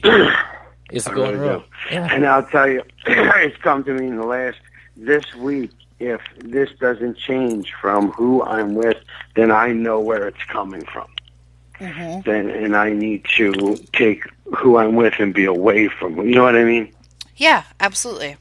Well, I know where I'm coming from. Sometimes you don't always see it too. You know, there's it's hard different people that affect your life. Yeah, and from the outside, you want to, like I said before, you want to believe in the best in people. Absolutely, yes, you really do. Yes. And, well, we believe and with in that, you. I know you guys got to go, and I love you both so much. You both mean so much to me. You really do. You came into my life over a year ago, and you touched my heart. And you guys mean so much to me. Yeah, we love you, and brother. I hope that this is a relationship we can keep going for a lot of years. Yes. Your family. It's not going anywhere. You're our family. Absolutely. Yeah, your family, dude. And I guarantee. I love you so very much, and you guys stay in touch with me, please. Fuck absolutely. Yeah. Anything you need, let us know. You know that. You know all that shit. I know. Yeah. Anytime you get some depressing Amy Winehouse fucking lyrics in your brain, give us a holler. Holla! That's when I'm the happiest. That bitch can sing. When she could. I'm the lowest is when I'm in a 3-piece suit heading in. I'm the happiest when I'm covered in blood and I'm singing. I got to go to rehab. That's because in the suit. That's because in the suit you feel fake, man. The suit isn't something that you want to be doing. Suits are not comfortable. Ultimate reason. You may look good as fuck. You may look sexy as fuck in a suit, but that shit's not comfortable. Right. Yeah. I have a certain look. If you look at my pictures, there's a certain. It's funny because, and I don't mean to keep you guys, but I'll cut you loose after this. All these characters that have been coming up on Showtime and stuff, and as an actor or as people who know you as an actor, people say, "Oh, this guy's you, that person, he's that person." Right? I've heard over and over and over and over that this guy Ray Donovan, that's you, man. This guy Ray Donovan, this guy Ray Donovan, this guy Ray Donovan, and then somebody said to me, "Ray Donovan, no, you're this guy Hank Moody. You got to watch this show, Californication." You're the Hank Moody. And I watched it, and I sat there going, Jesus fucking Christ, what, they follow me around with a camera? Yeah. There's no character that I have related closer to than Hank Moody. And I don't know if you know that show. I've seen a couple seasons of that show. David Duchovny? Yeah. David Duchovny, he's terrific. I met Duchovny years and years ago after he had just done Chaplin, as a matter of fact. Okay. There's a movie called Chaplin that Robert Downey Jr. was the star of, and Duchovny, and his actual name is Chovny. Chovny. He's like to me, like, I guess to Because I think he's a talented dude, but he's also one of those dudes where you never see like any emotion from him when he's acting. He's like a Keanu Reeves. Exactly. I was going to say he's like a poor man's Keanu Reeves. Uh-huh. That's exact sort of kind of, yeah. Except, he's got more talent than Keanu. So probably. But see, the thing is that in Californication, that lack of emotion is exactly what works. Right. Yeah. And that what makes him. That's what when people watch it, they go, Jesus Christ, that's you. This guy, this Hank Moody. You got to watch it. I watched it, and it's funny. It's funny because I feel toward people like you guys. I feel like Hank feels toward a lot of people. I feel toward you guys, where it's this odd relationship where I'm so scared that business-wise you'll turn your back on me because this came down the line or that came down the line. But in the same way, I feel like you would never desert me because for some reason we all have this crazy connection. Yes.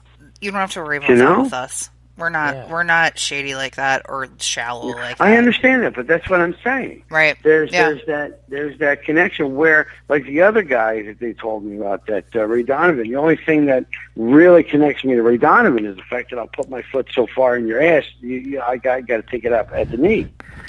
But outside of that, there's not much more to that would connect me to anybody. I don't know what I'm trying to say.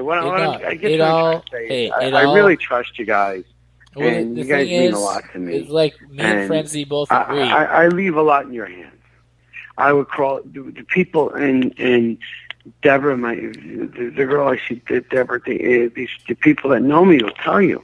I'll crawl across broken glass for you. I really will. No, and we know that too. That kills me. Yeah, like kills me. That people use me as bad as they use me and don't give a shit and don't give a fuck and they'll leave me bleeding on the side of the road. They don't fucking care. You got to adapt and overcome. But it does. I'll be totally honest with you, and I've had a couple of drinks now, and you surround yourself with good people that have your back, and when a situation arises in your life, you learn to adapt and overcome that situation. Whether you do it yourself or you lean on the people that care about you and that you care about. You guys got in my heart fast, and you guys really mean a lot to me. You really, really do. I tell Frenzy all the time that in normal, outside of the show and regular social life, most of the time, I fucking hate talking to anybody. I hate talking to people. I hate being social with people. I hate everyone. Exactly.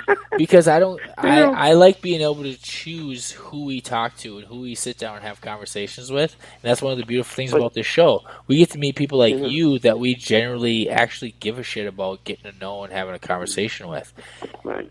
More important than the people that we haven't even met you. I was kind of saying, too, that I think that's one of the things that draws me to you is because we can actually all talk and we can actually be honest. It's not bullshit. Yes. Yeah, it's not bullshit. It's honest, and you guys. It's honest, genuine conversations. This girl's gonna put on Facebook. Yeah, this girl's gonna put on Facebook. Yeah, he sent me a picture of he was jerking his dick off, and he said, "Did I do it?" Yeah, sure, I did it. Yep.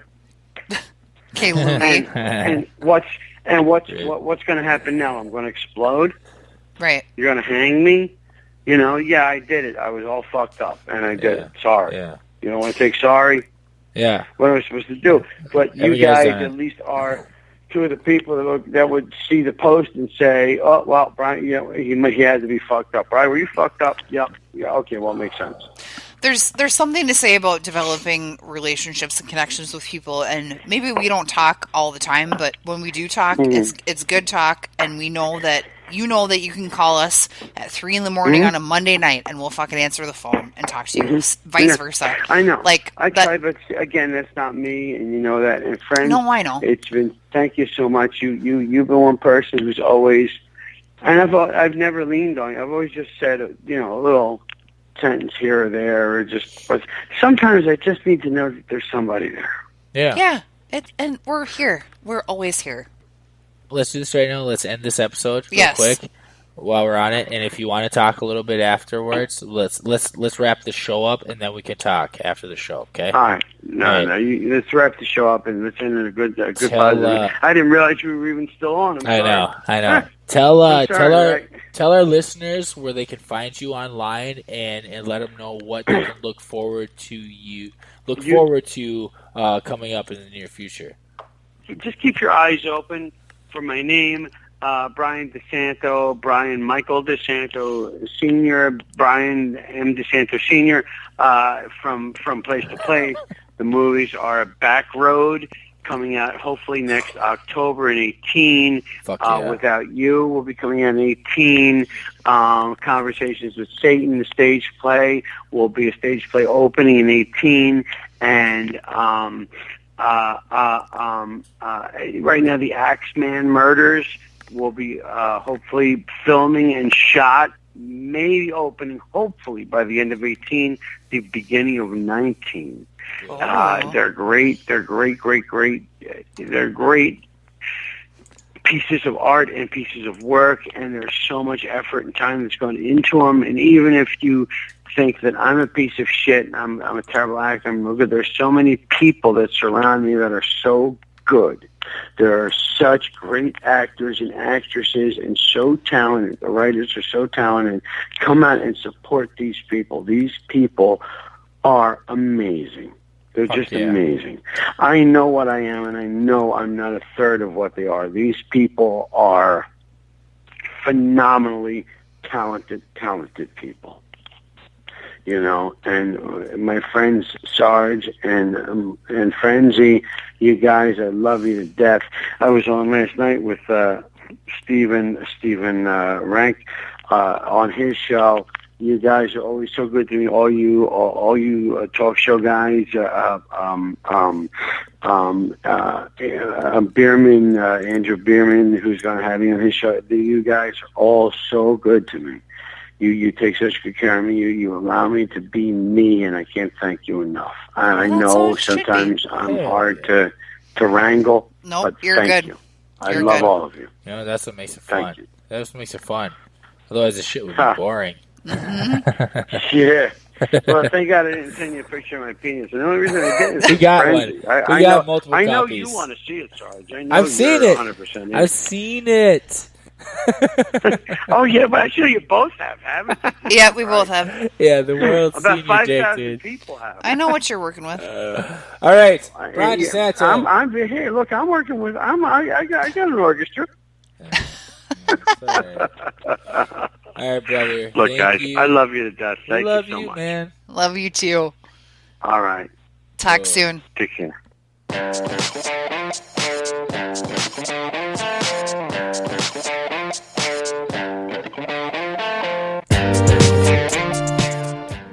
We're done with our episode with actor Bryan DeSanto. We're so done. I love that dude. I love him. I might be a little bit in love with him. Is that gay? Yes. Is it a little bit? That's fine. Whatever. Fuck it. He's great. I'm on that shit. That is that dude's like family to us. Oh, absolutely, he's family. He is always a good time. Do anything for that guy. Bryan DeSanto, motherfucker. Love you, brother. Hell yeah. All right, coming up. Oh, let's talk about our sponsors. Our sponsors need to be mentioned. We've got our sponsors first. We've got Northland Vapor Company. You can find them at northlandvapor.com. They got a promo code. It's SARGE20. Get that code in. It will give you 20% off their e-vape liquid and all their badass gear. They actually do have some pretty sweet gear. Their hats, I'm wearing their hat right now. And their t-shirts are pretty badass too. Yeah, they've got stickers and all the things. Do it. Plus their actual e-vape products. So check them out. We've also got Alpine Hemp. AlpineHemp.com. And they have the same promo code, SARGE20. We get you 20% off all their shit. Hemp. Do it. CBD oil, all the things that'll make you healthy and good. Check them out. And then we've got Comics Watching Comics. You can find them on Amazon Prime. All their social media handles are at Comics Watching. They recently did their live show at Gotham Comedy Club on November 18th. That episode will be up on Amazon Video shortly before Christmas. Fuck yeah. Season 4 is now available for you to watch. And our final sponsor, the SportsBook Box Office Podcast. Hosted by Kevin Goatee and Jeffrey Paul.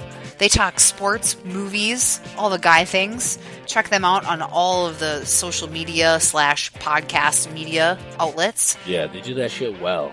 Check them out. We love those guys. Do it. Coming up on the SARGE Approved Podcast, look forward to a good friend of ours, a joke slinger, filmmaker, Frank Roach, making his return to the show. Detroit native. Fuck yeah. And then we've got Jamie Gravy, comedian. Yes, he is a good friend of Larry Roberts. Yeah, former of 502 Comedy. He was the original co-host of the Accidentally the Whole Tip podcast. Yeah, absolutely. Larry Roberts, that is now defunct, no longer a show. Doesn't exist. No, but hey, you probably can't even find those episodes anymore. But he was one of the original co-hosts. Yeah, and he's doing some badass, awesome things. So we're looking forward to chatting with him and finding out what he's got going on. Also, coming up, we have JJ Matisse. And who's JJ Matisse? JJ Matisse is affiliated with Comics Watching Comics. Okay, beautiful. Comedian. Mm-hmm. And then also, coming up, we're going to have Larry Roberts back on the show. Larry Roberts from the Readily Random podcast. We haven't had him on for a while, but this dude is no rookie when it comes to our show. He's been on like fucking 6 times already, and he's going to be our 100th episode. Oh, and he's such a great friend of the show, too. Triple digits! Holy shit! We love Larry Roberts. He's got that silky smooth voice. He does. And everyone else, you're just going to have to wait and see. Yeah, just wait. We got some good ones. Yeah, we do. We are going to play this episode out with a song by Color called Neurosis of the Liver. All right. Thank you so fucking much for listening. We love all of our listeners. We appreciate you. We couldn't do it without you. From the bottom of our hearts. Thanks again. Bye. Later, fuckers.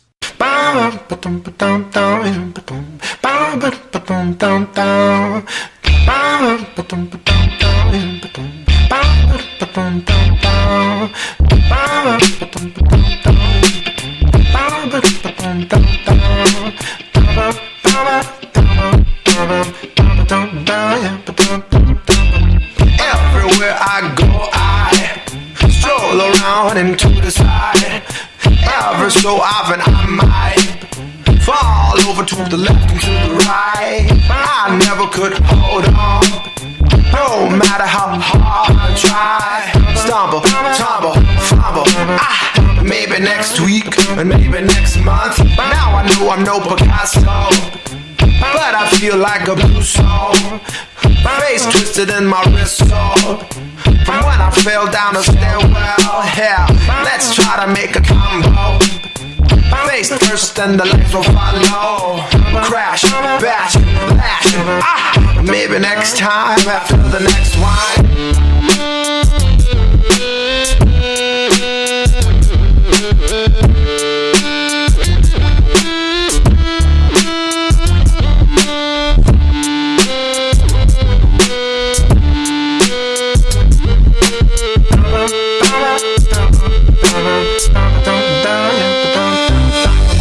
One drink for my trouble, 2 drinks for my love, 3 drinks to blind my pain, and then another one for my wobble.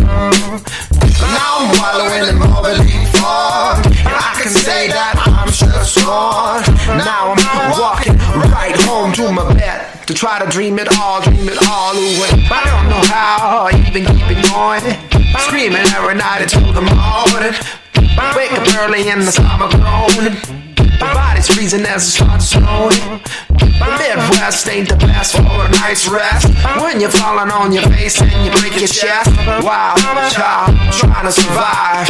but the winter ain't mild. You might say that you're pushing yourself down, and you're the only man standing in your way.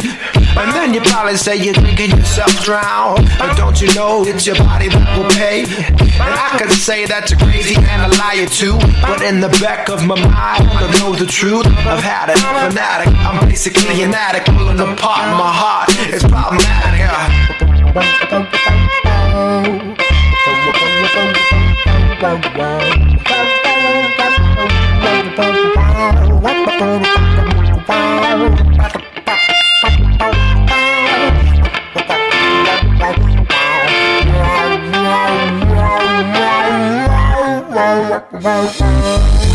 One drink for my trouble, 2 drinks for my love, 3 drinks to blind my pain, and then another one for my wobble. Now I'm wallowing in morbidly fog, and I can say that I'm just gone. Now I'm walking right home to my bed to try to dream it all away. Well, I could say live or die, I can only say that I'll try. Well, I could say life or death, but I know it'd be a waste of breath. Deep in my blood, beating out through love, all of my problems pass into a flood. One more bartender, one more please, I got a whole lot of pain to drink out of me.